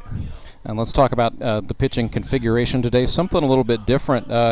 I was not scratching my head exactly, but I thought maybe, when you lifted Mason Davis and went to Ethan Paskey, it was not necessarily a knock on what Davis was doing, but more of an intent to get Ethan Paskey some more run today. Yeah, definitely. And I talked to Mason about that. It's hard to be sitting around kind of waiting your time as a as a potential pitcher only, and that's the role in the team. But Mason went out and dealed for, I think it was like 6-pitch inning or something, real quick. He did great. But then you're right. Get Ethan going, get him extended a little bit. He's really, really sharp. I'm really happy with what he's doing, and he's throwing the ball well. Yeah, 6 strikeouts. Only base runner he allowed was a guy he hit. So other than that, it was a perfect outing for Paskey. And then, lastly, Courtney, how about the job by Logan Wiley? 5 innings, no runs, allowed 5 hits. Your defense was able to buckle down and strand 4 guys in scoring position for the Mets. And then a couple of strikeouts for Wiley today as well. Yeah, he's our leader. He really gets us going in a good spot. He's so good on the mound. Love what he does. And to be honest with you, I don't even think he felt great for the first 2 or 3 innings today, just trying to get loose, trying to work some of that, maybe that tightness out from last week's 5 innings. But I could not be happier with what he's doing, and he's so competitive. I love it. He's doing great. We'll see you back out here next week and see if maybe somebody can give you a close game. Yes, sir. We hope to keep it rolling. That is Courtney Spitz, Nixa Suckers catcher manager. We're going to bring in one of our elite promotions, elite performers of the game, Ben Wade. Second-year man. He's the 2023 Rookie of the Year, and if you could win that twice, I would say you're certainly on your way today. But let's talk about, first of all, 2 for 2. You're able to, let's see, one of your hits coming off of Ben Van Gorp, and then you got a hit off of Clay Murphy, so certainly a couple of well-earned hits today. Oh, yeah, no, being able to get a hit off of Clay is always a treat, because he is definitely one of the better pitchers out there. So. And let's talk about the base stealing. You swiped 4 bags today. That is something I have not seen. I think, Ben, last time I saw that was 5 years ago. Skylar Carter did that, so you're in incredibly rare company with that feat today. Oh yeah, it's great to be able to put us in scoring position as much as I can. So if I can do it, I'm going to try to take as many as possible every game. So let's see if we can keep that up. I feel like, Ben, you're kind of taking on the role of the grizzled old veteran and maybe doing it a little more quickly than a lot of guys do out here. But this is a young Suckers team, and you've got quite a few rookies up and down, and it's been really interesting just to kind of watch you blossom as a guy the other guys look to. No, it's exciting, because being able to come back to the Suckers was obviously a privilege, but getting all these new guys, all these new faces out here, just really, it's good dynamic for the team. So being able to keep that together will be exciting to see where we can go this season. And a year ago defensively, we saw you play about 4 different spots, but how about you finding yourself as a third baseman? Oh, it's great. I've missed it. I've missed playing third base so much, so being able to come out here and play multiple games at third is going to be great. I'm going to get more and more comfortable out there, so it'll be good. Good to see it, and we'll certainly wish you guys good luck the rest of the way. Yeah, no, appreciate it. Thank you. That is Ben Wade. He and the Nixa Suckers, 8-0 winners today. They defeat the Springfield Metropolitans. What we're going to do, procedure-wise, folks, we're going to shut down this stream, come back and start a new one to bring you the Moon City Mavericks and the Republic Locos. That one coming up at 3 p.m. here in the Eastern Time Zone. So 8-0, your final score. Nixa Suckers defeat the Mets. Suckers improved to 2-0. Mets fall to 0-2. For all of us involved here, for our executive producers Tony Lewis and Harrison Waters, for our director Derek Saiko, my name's Rance Berger, wishing you good afternoon from Springfield.